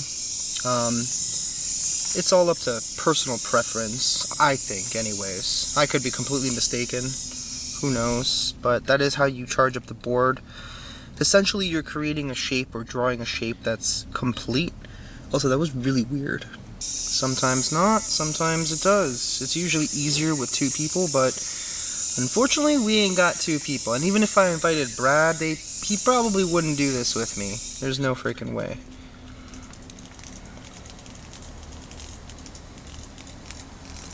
What is that noise? Bug is probably really annoying right now. I do apologize, but there's not much I can do. Is there something here with me? You can see that he's basically just trying to get the board started. He's trying to charge it up as he says, but then it starts moving. it starts moving slowly to the number 0. Okay. But then it does this weird like back and forth thing where it goes from 0 to number 1 consistently, and then that's when basically you could hear the demon. Watch, you're gonna see it in the video.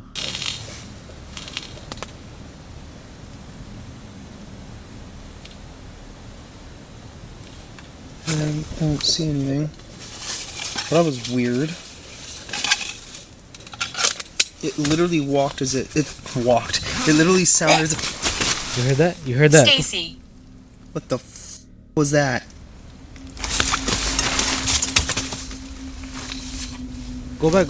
Only hear it again. That was weird. It literally walked as it walked. It literally sounded as if... Stacy. What the was that?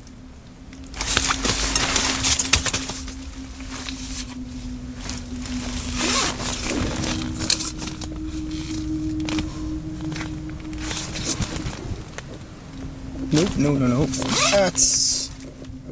I don't know what the hell that was. I don't know if I want to know what the hell that was. Okay. Somebody tell me what that was. It sounded like somebody was like... kind of like coughing in a Just way. keep that a little closer. Like... I don't know what that was. Yeah. That was a really scary noise. Like when you're about to spit. It's getting a little hard to breathe in here. Okay, you know what? This is... What are we doing? We're literally in the middle of the woods, playing with a f***ing Ouija board, trying to communicate with some sort of demon or something. I don't even know at this point, but... But yeah, that's pretty much all he catches after that. So, like I said, at first it started with the weird noises in the forest. He starts hearing, like, grunts and, like, noises off in the distance, and then he eventually catches the demon on camera. Uh-huh. But what do you think? Do you think it's real? Do you think it's fake? Like, what do you think? Does he end up showing, like, outside the tent?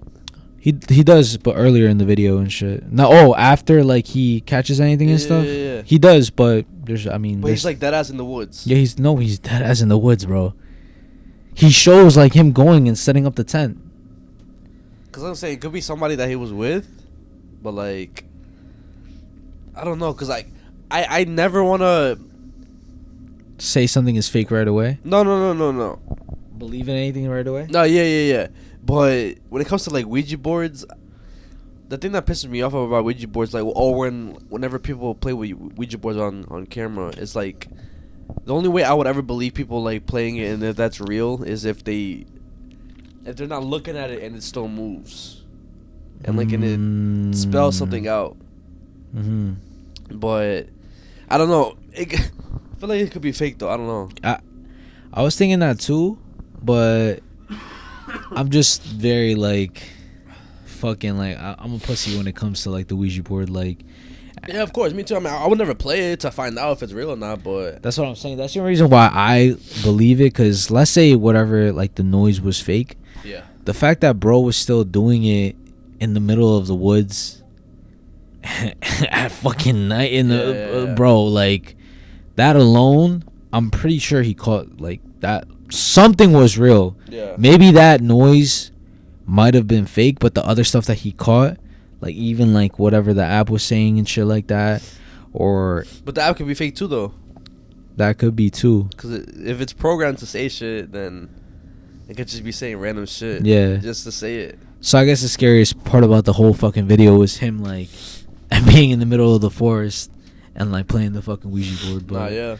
Let us know what you guys think. If you guys think it's fake, if y'all think it's real, let us know. If y'all have some experiences when it comes to the Ouija board and y'all want to be featured in one of the episodes, definitely send us a voice memo with your whole story and we'll definitely show it next episode. So the next thing, right?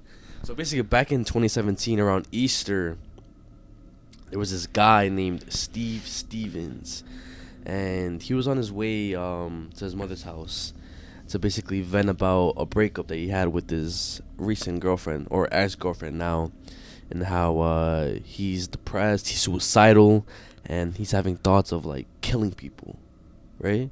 But his mother, showed no sympathy towards him or towards the situation. It's kind of like, in his words, like she didn't give a fuck about the situation. And that, I guess that was kind of like his last straw. It pushed him through the edge.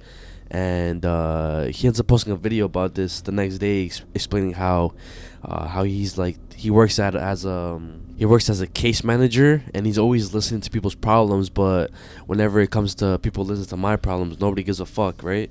Damn. And he posts all of this on Facebook, and I'm gonna show you that video, cause what happens after that is crazy. Cause in that video, he just goes off, and he says that because of my ex-girlfriend, innocent people are gonna die today. What the fuck? So I'm gonna show you the video, and then I'm gonna show you another video after that. Everybody, it's Murders Taylor, social service agency over here on 105. And the video is a little bit long, but every detail is important. My life works. Her name is Joy Lane. We've been together 3 years. We were supposed to get married, but it was just some bullshit that I just couldn't deal with her anymore. But anyway, she's the reason why I'm making this video. She's the reason why what's about to happen today, because she fucking drove me crazy. But anyway, I work at Beachbrook, and Beachbrook is another reason why I'm going crazy. So it's my badge here. It's me. So I'm just making this to say fuck Beachbrook and Murders Taylor. Past year's been really fucked up for me. Being with Joy, she drove me crazy. Started making me gamble. I lost everything. I lost everything I had, man. I don't have shit. I'm out of options. And now I'm just on some murder type shit. So what I'm gonna do is, because she works here at Murder Taylor, this is over in 105, I'm gonna try to kill as many people as I can over here. So fuck Murders Taylor and fuck Joy Lane. And it's fucked up too, because I never really been on no sucker shit like this. This is some sucker shit, but we all human, man, and I guess we all got breaking points. I went to my mother yesterday because I was trying to get some, talk to my mother, but I guess it's the way I was raised. She didn't even give a fuck, man. I was telling my mother I was on some suicidal type shit, I'm about to kill some people. Didn't care. I don't know something about me, but it don't matter. People would come to me with their problems. I'm a case manager at Beachbrook. I would deal with people's problems every day. But when it comes to my shit, nobody gives a fuck. It's like I'm always the bad guy. It don't matter what the fuck I do. People always make it out on me. And, this is fucked up, man. Because, innocent people about to die today. Hopefully, I'm going to try to kill as many people as I can, be on death row or whatever the case may be. But I just don't give a fuck no more. I'm just, I'm beat. I'm tired. I will say this though, the people I'm gonna kill today is Easter Sunday. It's not my first. I got a few people that's over here off of the street is 108th and Cedar. It's an abandoned house. I kind of lost count. Let's see. I got some people off of 80 Road. It's a purple and gold church. I don't know the name of the street, but it's an abandoned house there. Let's see. 42nd and Payne. I got somebody there. Wait, he's saying yeah, so he's telling people how he's already killed people. How in total right now he's killed 12 people, and how they were like homeless people. Oh, I don't know. Nobody knows. So after this video that he posts, he would end up going on Facebook Live, and then this video is posted on his Facebook. Found me somebody I'm about to kill. I'm about to kill this guy right here. The old dude. Oh shit! Watch it. Hi. Can you do me a favor? Can you say Joy Lane? What? Can you say Joy Lane? Joy Lane? Yeah. She's the reason why this is about to happen to you. How old are you? Oh man, look. Hey, look out.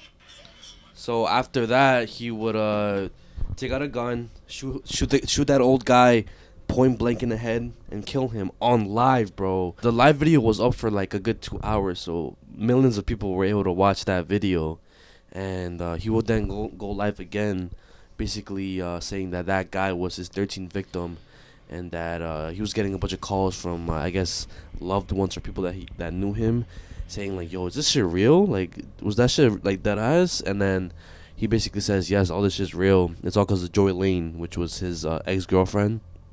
And he ends up dropping his location, and after that he hops off live, and then is on the run for the next 2 days.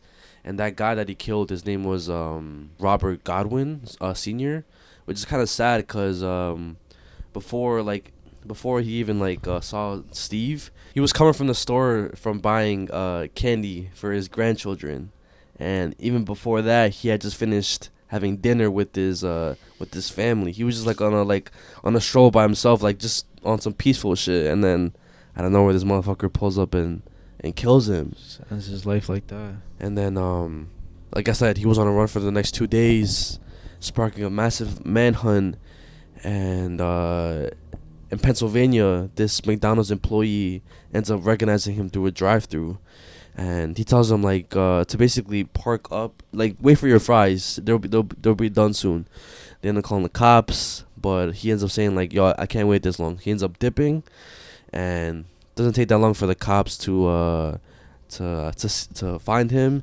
They pursue him, and before they could ever get him, he ends up like pulling over, and he shoots himself in the head. And this was the last video that he posted before everything. This is after killing that old guy. Dog, just call Jason or Gary and look at it, man. I can't talk to you right now, man. I fucked up, man. Yeah, I did. Just a couple of motherfuckers, man. I'm at the point where I snap. See, the thing is, man, every time I try to talk to y'all motherfuckers, man, y'all always fucking blow me off or just make my shit seem like it ain't shit. I got a lot of built-in anger and frustration, man.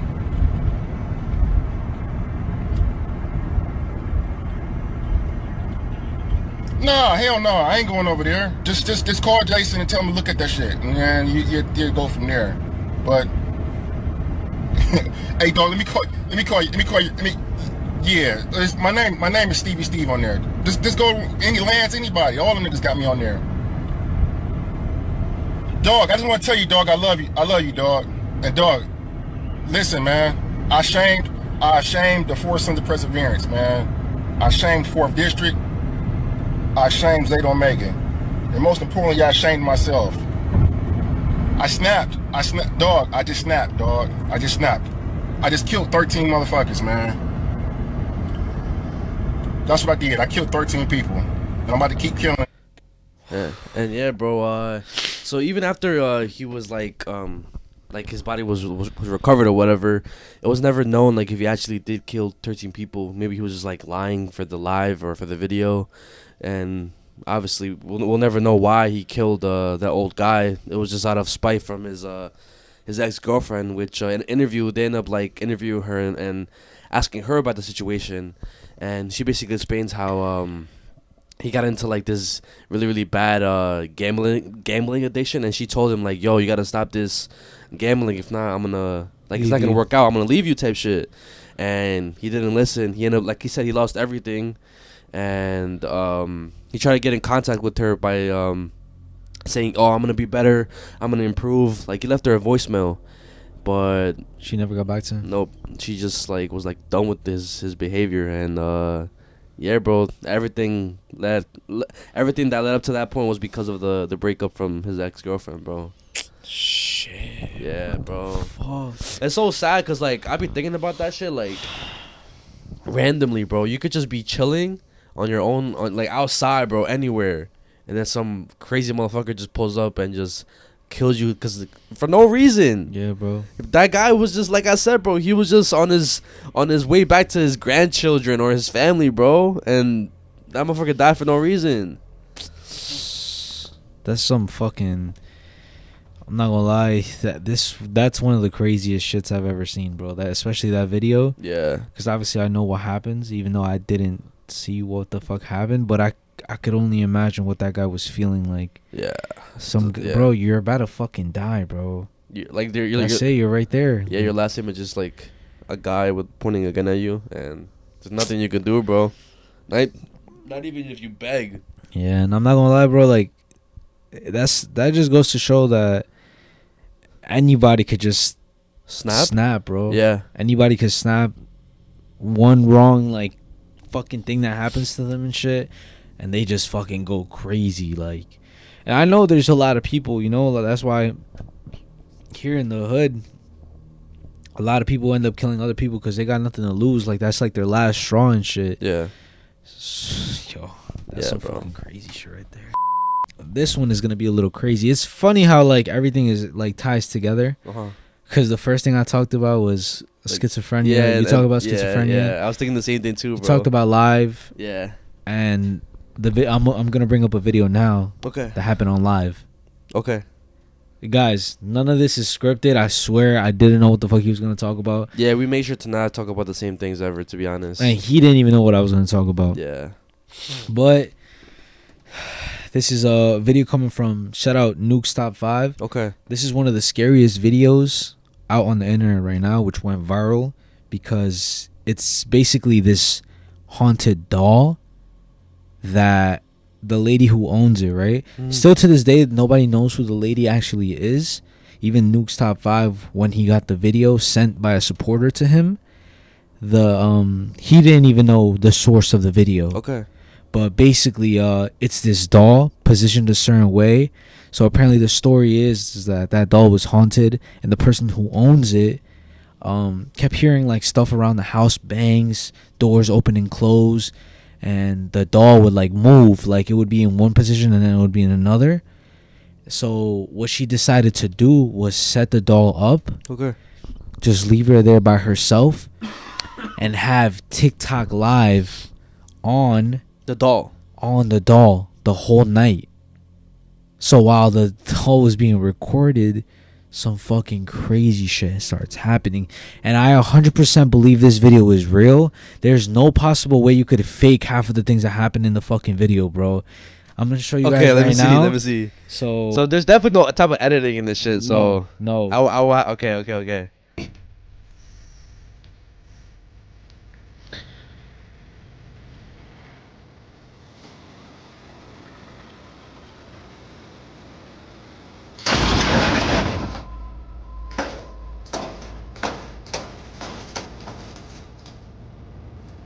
Wait, pause it real quick. Where's this doll at? I believe it's in like the garage or something like that. Oh my. Okay. Let's restart it real quick, just because I turned the brightness up so you can see it a little bit better. Okay. Let's go back to the beginning of the video. No, pause. Yeah.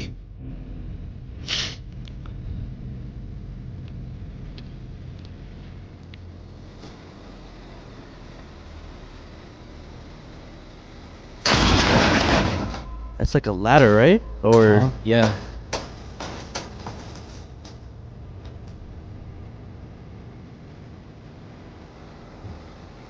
You see his TikTok live.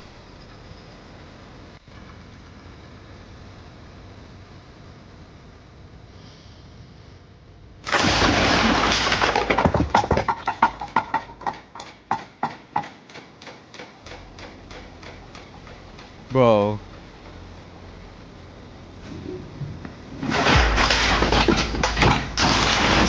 What the fuck? Now, the doll doesn't actually move, but the items surrounding it in the storage closet fly violently across the room, and even on top of the doll. Viewers have speculated that because the doll was buried in the debris, that the woman's doll isn't even actually haunted. But perhaps her house is. You saw that? However, others claim that the supernatural activity is centered around the doll. And some even claim that they saw the doll move in the video before everything came crashing down. But without a source, we'll never know. Bro, what the fuck? And now, to move on to my main thing, the main thing I'm going to talk about right now. Okay. So, recently, you know, the Annabelle doll. Yeah? She obviously got a lot of popularity because of The Conjuring and the movies with Ed and Lorraine Warren. So the reason why I'm talking about it now is because some people ended up getting possession of Annabelle the doll. The actual Annabelle doll? The actual Annabelle doll. And they're taking her on tour to different states to anybody who wants to visit her and see her in person. Okay. Which honestly, I don't know like why anybody would want to see Annabelle the doll in person, because that shit would scare the fuck out of me. Of course, yeah. But recently she was in New Orleans, Louisiana, and a plantation that is there caught on fire. And now they're saying, they're trying to, you know, like all the speculators, the conspiracy people, the scary people, whatever, they're saying that the reason why that plantation, specifically the Nodaway plantation, burned is because they moved Annabelle. Because before, I'm pretty sure Lorraine had said to never move Annabelle the doll out of her case. And they moved her out of the case, bro. They took her out of the case. Was Louisiana the first, like, I think it was one of the first stops, yeah.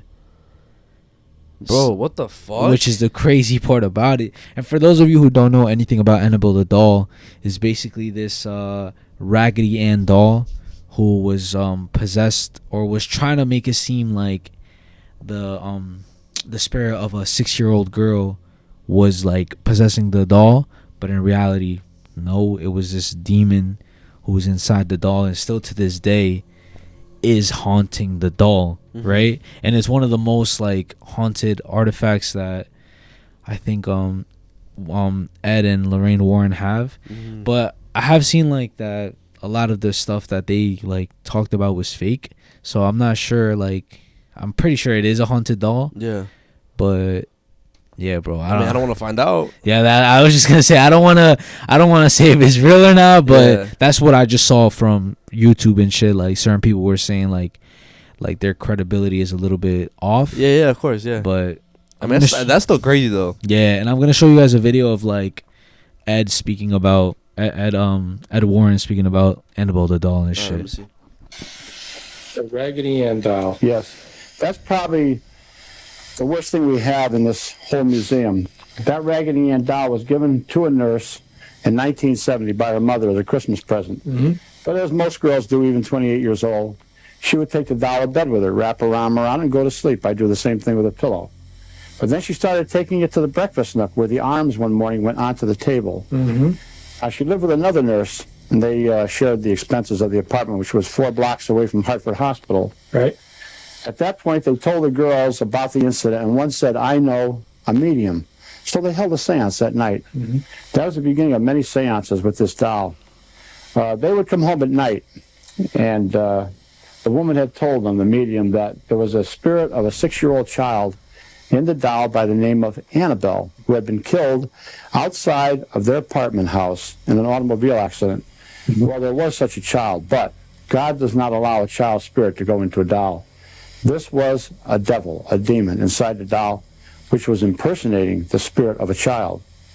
Well, they treated it like it was a child. They got extra clothing, and they got different types of bracelets and things for it, just treating it like a little girl. They would take it for rides. But then they started to become frightened when things were happening in the house, sounds, knockings, rappings, whispering. And they said, "Oh, Annabelle must want another seance." So they would hold a seance going deeper down that road of no return. And they would take the doll and put it on the bedroom, in the bed, and they'd leave it there. They'd come home after midnight, the 2 girls. Open up the door, and this doll would be standing there waiting for them. Now, that doll can't stand. You can see it has very flimsy legs. Yo. But I've seen it stand. And then like there's also like a story of like a friend that they had. His name was Lou. Okay. And how basically before the whole like situation and stuff, he basically was trying to get rid of the doll. He didn't like care about the doll as much as they did. Yeah. So I guess the doll picked up on that and was trying to target him. So there was this one instance where they came back home, and on parchment paper, which they didn't have in their house, was written, "Help us and help Lou," which is the guy, right? Yeah. And then some time passed, and he had this what he thought was sleep paralysis or a dream. He doesn't know, right? But when he woke up in the morning, he talked about it. He said how he was asleep and how he woke up and got some sort of sleep paralysis, and at his feet there was Annabelle the doll, and how she slowly started levitating to his face, and the doll started strangling him. But when he woke up, he didn't know if it was a dream or not, but he did have the marks on his neck. Yo. Right? So that, and then also later on in the day, he ends up picking up the doll and he kind of like throws it, and then out of nowhere, blood starts coming out of his stomach. He lifts up his shirt, and 7 scratch marks God damn were on his stomach, bro. So that's when they officially knew that this shit wasn't a child, bro. This shit was a fucking demon. Like, it's scary because she look like the doll looks mad innocent, obviously, but like deep down inside, we all know that like that doll is some demonic shit, some scary stuff, bro. And then it's crazy what Ed says as well. Cause watch. What? Ed, this doll is supposed to be infested by devils. He picks the doll up and he throws it across the room, just like the young man in the house. God is more powerful than the devil. I said, yes, Father, you're right. God is more powerful than the devil, but no priest is, no man. On his way home in a brand new car on Route 84, the car went out of control, almost head on into a tractor-trailer truck. It was demolished, and the priest was almost killed. The last thing you remember seeing was that doll. A detective, a homicide detective that Lorraine and I were working with, wanted to see the museum. We work on many cases where children are murdered or whatever. Mm-hmm. And he came down, he looked all over, and he said, you know, Ed, of all the things here, I can't take my eyes off that doll. At that time, it was still in a chair. The phone rang. I said, I'll be right back. Don't touch anything in this room. Everything in here is unholy, unblessed, the opposite of what you would find in a church. Well, I wasn't even up there talking for 10 minutes when I heard him coming up the stairs. He had to come through the passageway into the Halloween room and up into the kitchen. This man was a huge guy. He was about 6'3", 250 pounds, used to seeing grisly sights. He was sweating. He couldn't speak. He was trembling. I thought he was having a heart attack. I told him to sit down and I'd call an ambulance. He said, no, Ed, it isn't that. I said, well, what's wrong? I don't want to talk about it. That's what he said. I don't want to talk about it. Sometimes a little macho and cops, you know? Sure. And Lorraine walked in, and he looked at Lorraine, and I guess he found it easier to talk to a woman than a man. He said, I'll tell her about it, but I don't want her to ever talk about it again. Well, she didn't have to. The doll had been in a chair over in one corner of this room. Mm-hmm. When I came in, the doll was over in another corner on the floor. Everything had been knocked over, like there was a terrible struggle here. There was a terrible struggle. This man had picked that doll up. His aura had mingled with the aura of that doll, and something so terrible occurred that he resigned from the police department 3 months later and moved to California. Is that right?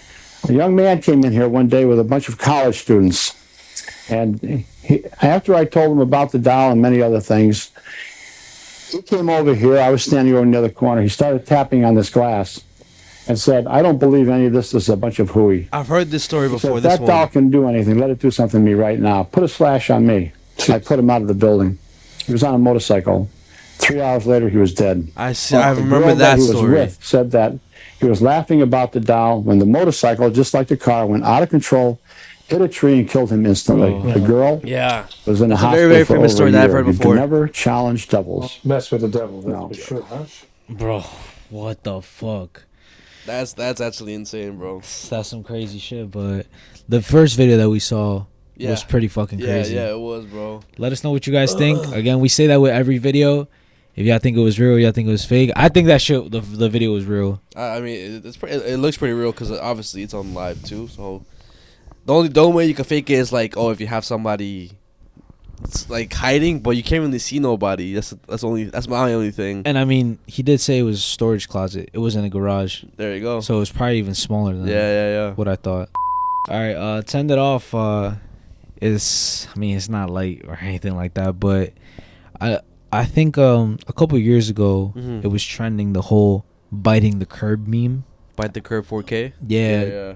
I don't know if you remember it. You do remember it? Yeah, I remember. Well, I only remember seeing comments of like, this person bites curb 4K, some shit like that. Yeah, so I feel like a while back on TikTok especially, that comment and like a lot of clips were coming out about it. We'll put it up like right here on the screen. I think one, yeah, I was Whoa. the one that disturbs him the most, which I'm about to show you guys right now. Yeah, it's fucking like I don't know why, yo. If anybody feels the same way like that I do, it's Sheen. It's like so stupid, but like for some reason I just find it like so like, like it gives me the shivers every time I look at it, bro, and hear it. What is it? It's Sheen from Jimmy Neutron, and it's him biting the curb while like Jimmy and I forgot the other guy's name watches him and shit. And it's fucking bro. If y'all understand me, bro, y'all would know why like that's just fucking like eerie, bro. Do something.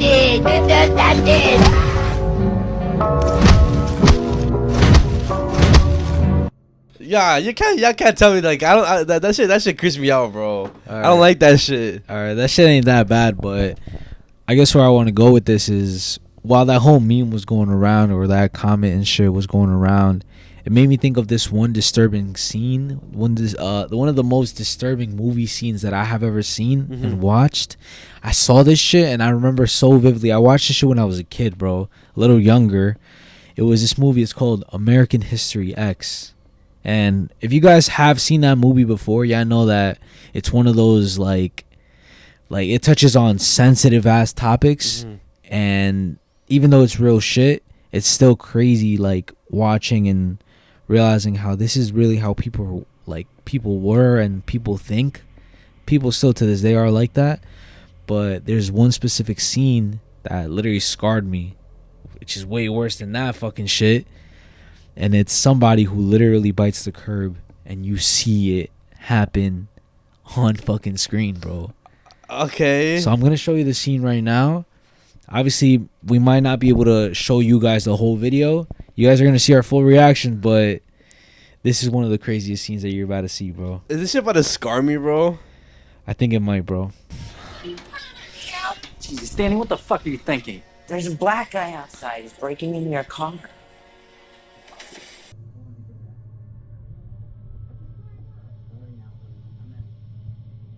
Danny, how many?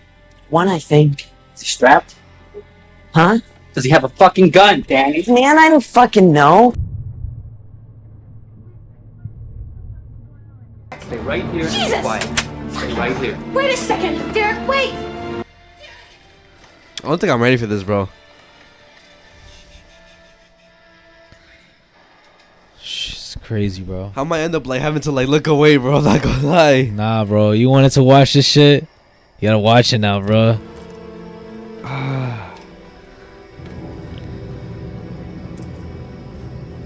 Shit. This shit's crazy. Bro, I'm like low-key regretting this shit now.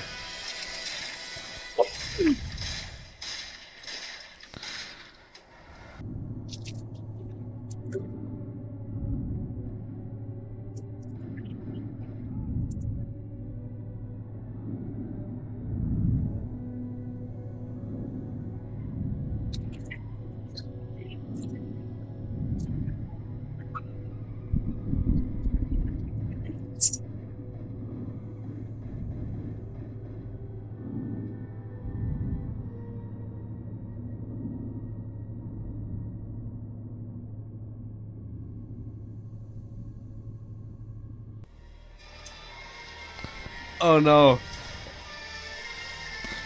Nah, this is crazy, bro. Nigga, you just fucked with the wrong bull. Come here! Bro, Dad's gonna bite the curve, bro. Fucking basketball floor.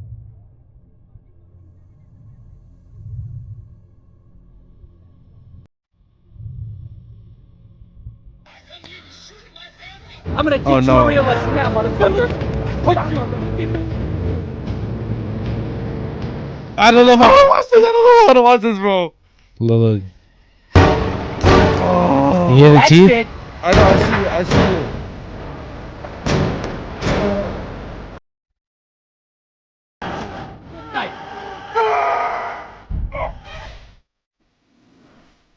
I'm still looking. Oh, it wasn't that bad. Oh, it wasn't that bad, bro. I thought I was actually gonna show it, bro. Or did it show the aftermath of how his face looks? Nah, doesn't show that.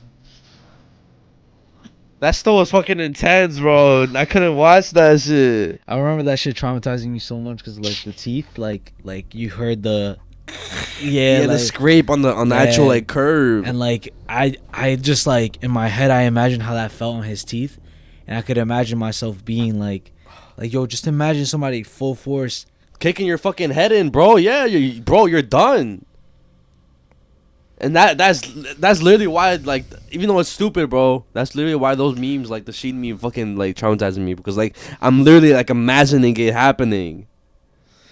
Yeah, that's a crazy ass movie. I never watched that movie before, but I've heard like it's one of like the like it's a good movie. But like there's a lot of like fucked up shit in it's there.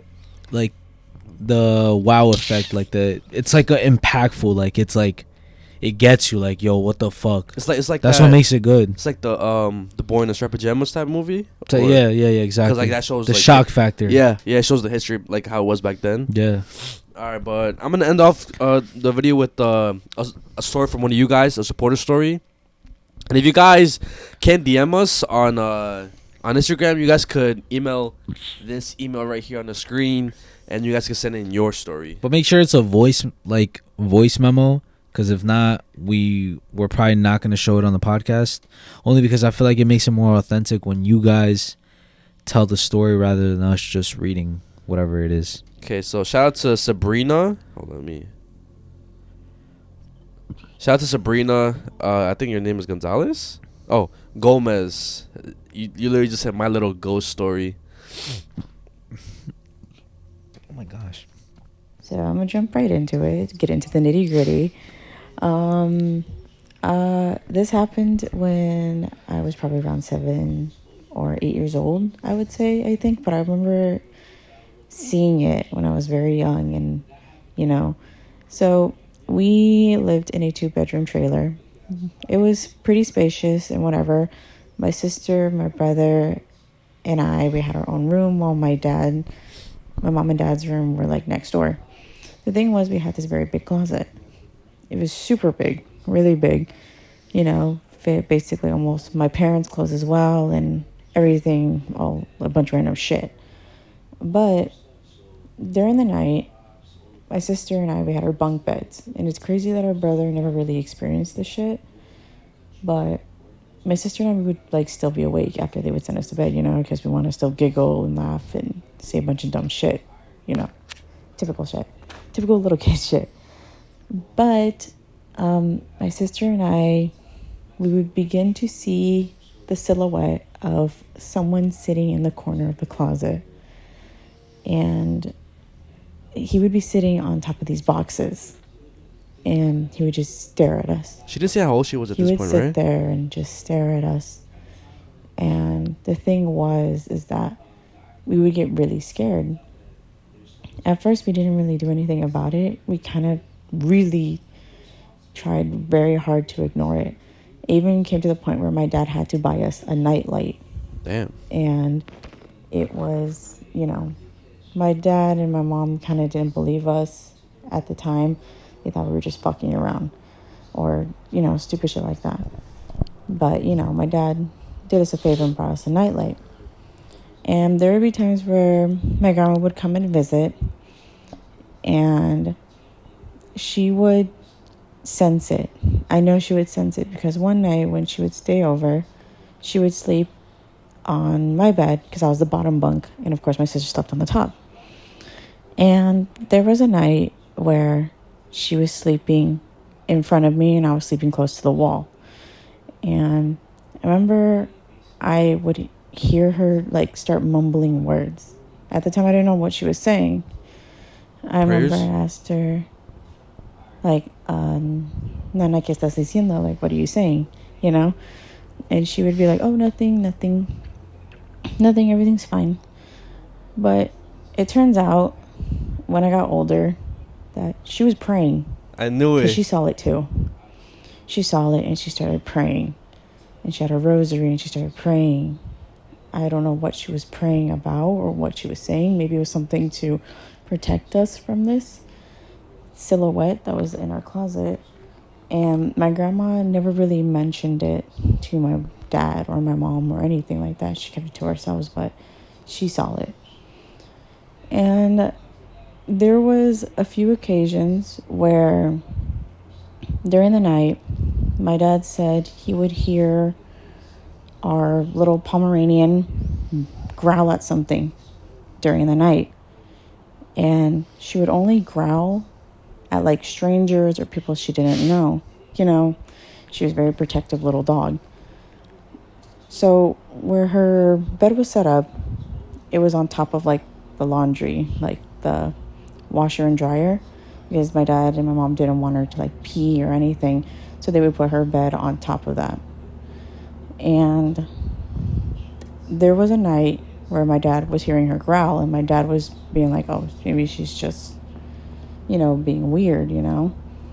And then my dad heard like a loud thump.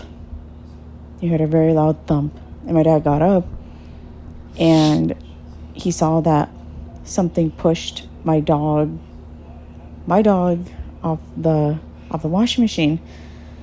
Mind you, she's a very small puppy. She has no force to push the bed, nor would she ever make the attempt to jump off or push the bed because it's the pretty fuck, tall bro? and she was a small dog.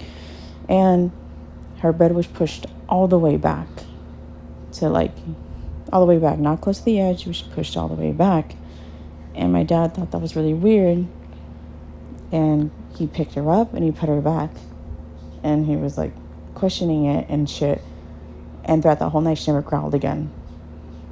But as you know, dogs sense spirits and other things that we don't see.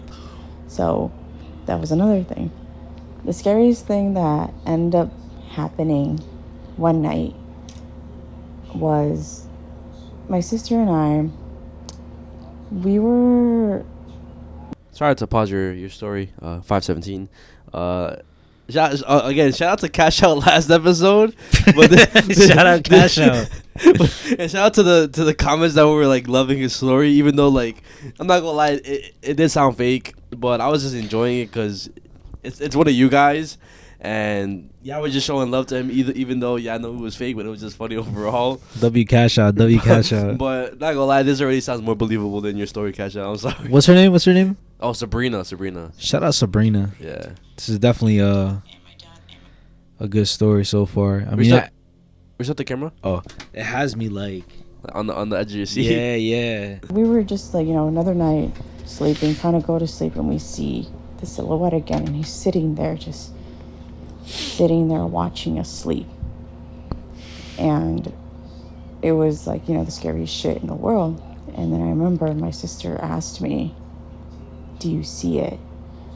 And I was like, yeah, I see it. And we were just staring at him so intensely. And then all of a sudden, it's kind of like still scary to talk about it. Like, I get nervous. It gets fucking up. He gets up from the boxes and he starts walking towards us, but ever so slowly. Like, he gets up. And then my sister starts panicking. And I start panicking. And then I honestly, like, I'm stuttering because it's like hard to remember, because I don't like remembering this type of shit. My sister's panicking and she's like, he's up, he's moving. And then I remember I ran as fast as I could to my mom and dad, who were still awake watching TV, and I was telling them, Mom, Dad, like, there's something in our closet. It got up, it was coming towards us, like, it was coming towards us, and I was crying, and I was panicking, and my sister was crying, and my mom and dad, they kind of just like gave each other like a look.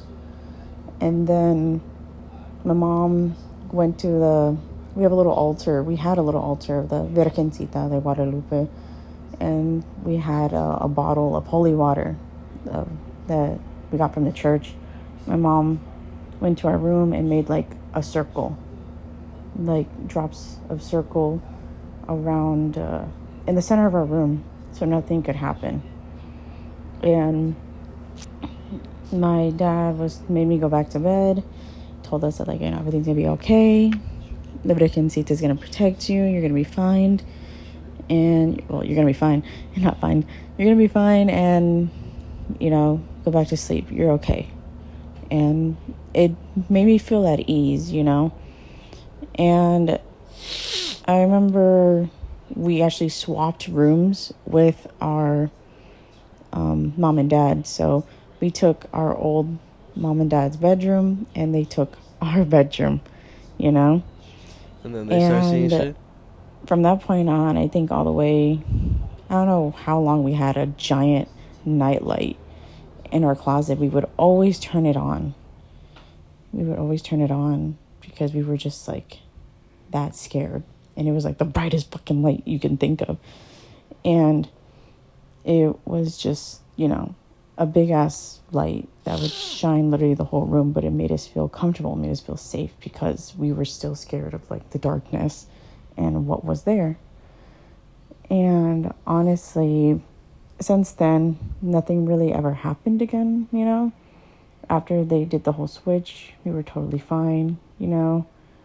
We were just, you know, nothing ever happened ever again, for at least what I remember. I don't know if anything else happened, but it was a lot. And then it turns out my dad was actually telling this to the old manager, because I was, like, best friends with the manager's daughter at the time, and they would just tell each other everything. Somebody died. They literally were, you know, talking about it, and then the manager mentioned that someone did end up passing away in that house. As a matter of fact, the room that my sister, my brother, and I were in, supposedly he got shot by the window. He got shot, and he, you know, ended up passing away in the house. And I remember hearing that, like, maybe, like, a few years later, and I remember, like, thinking about it, like, what the fuck, you know? And honestly, I still get kind of scared to this day, you know? Especially, even though I'm, like, fucking 25, you know? Grown as hell, I'm into that whole scary movie shit, the whole paranormal shit. I'm still afraid of the dark. Like, in some aspects, I'm still afraid of the dark. But I cannot go to sleep without having, like, a little light source. Yo, that's deadass me too. You deadass cannot sleep like without no light? Fuck no. You being deadass? Yeah, Abby still to this day makes fun of me about that shit. Nah. I never knew that. Nah, bro. Yo, I have a nightlight, bro. Still to this day, as a grown ass fucking man, bro. Bro, I never knew that about you. I'm not even gonna lie. Yeah, I got Abby used to, like, sleeping with a nightlight now. Now she can't even sleep without a nightlight. Grown ass man. Nah, deadass though. Deadass. Fuck that. The dark is scary. Or don't touch your face, bro. I would always feel better if my dog was with me, you know, like in my room sleeping with me, but I would always at least have one light source in my room shining. Same, bro. In my room. Same. Because I'm still afraid. And even my sister is still afraid of the dark as well. She has her own little light source as well, a little nightlight. But, you know, that's just my actual story, my own paranormal story that happened. And honestly, I think I have a few more, but I'm going to just leave this one off for now. But I hope you guys like the story. Sorry if I stuttered a lot. It's just like I said, I get nervous talking about it. But I hope you guys enjoyed it. And feel free to add this to the podcast. I don't really mind. And I hope to see a new video, guys, from you soon. Thank you. Bye. Well, appreciate you, Sabrina. You're on the podcast. Hopefully you're watching this video. And if Yes, you are sir. watching this video, you comment it down. Say, yo, that was my story. Or if someone impersonates you, just like fucking email us and say, yo, thank you for the story, like sharing your story or whatever. But W story or like is it even W? Like it's fucking... I mean it was a W story. It was a W story, but like I'm sorry that made you afraid of the dark. I was gonna say, yeah, it's pretty fucking scary. Grown that woman scared of the dark. That's kind of wild. But anyways, hope you guys enjoyed this episode. But you already know, before we do an episode, Patreon shoutouts and supporter shoutouts. The camera's dead. It's shut off again? Oh, you turned it back on? Did you not see me? Yo. When I got up? I did see you, but like... I mean, check if it turned off. I don't think it turned off. Flaming dead. Ghostly dead. I noticed that. All right, shout out to the Patreon. Shout out to Roxana, Dulce Perez, Adimilite, Danny _Ace, Cat Daddy Riley, Melanie Moreno, Yari Martinez, Grace Perez, Brian Barrios, Alex, Gabe For Real, Ricardo Please Choke Me. Bro's always putting some freaky shit every other week, bro. Misery.daddy, Yair Torres, Mezziah got that gat, Sweaty Butts, Yovi Santiago, Josh _0103, Adrian El Mero Güero Vaquero, 88 Falling, Arnulfo Mendez, Shanghai Alice in 1884, whatever that means, Brian Esquivel, Gustavo, Anita, Tita, Mezziah could get it. That's what it says. Yo. Brianna and Marcos, Loma Maria Rico, Leslie with the pink hair, Chiquilina Lopez, Te La Comes Toda, Gojo Styes, Anaí, Alvaro Morales A.K. El Ceviche, The Throat Goat, Dixon Cider, Yola Prieto, D'Amico Bucua, Juan Medina, Jesus Chavez, Pascual Zuniga, Dixon Mayas, Jose Aguilera, Jaime Alrero Bavera, Abel Mendoza, Miguelito, Jennifer Montelongo, that space guy. We fucking love you guys. Yes, sir. All right, so shout out to big _boy Nate on Instagram. Hey guys, I have been watching boy Nate. I've been watching you guys for almost a year, and I was wondering if I could get a shout out from you guys for my birthday, which is May 19th, and continue doing y'all thing. No, what? Continue doing y'all hard work, guys. A big boy Nate. Happy birthday. Yesterday was your birthday. Happy late birthday. Happy late birthday. And hope you enjoyed your birthday. Hope you spent it well with your family. And thank you for showing love to the podcast. It really, really means a lot. Big boy. Yo, these names, bro. Yeah, there's more.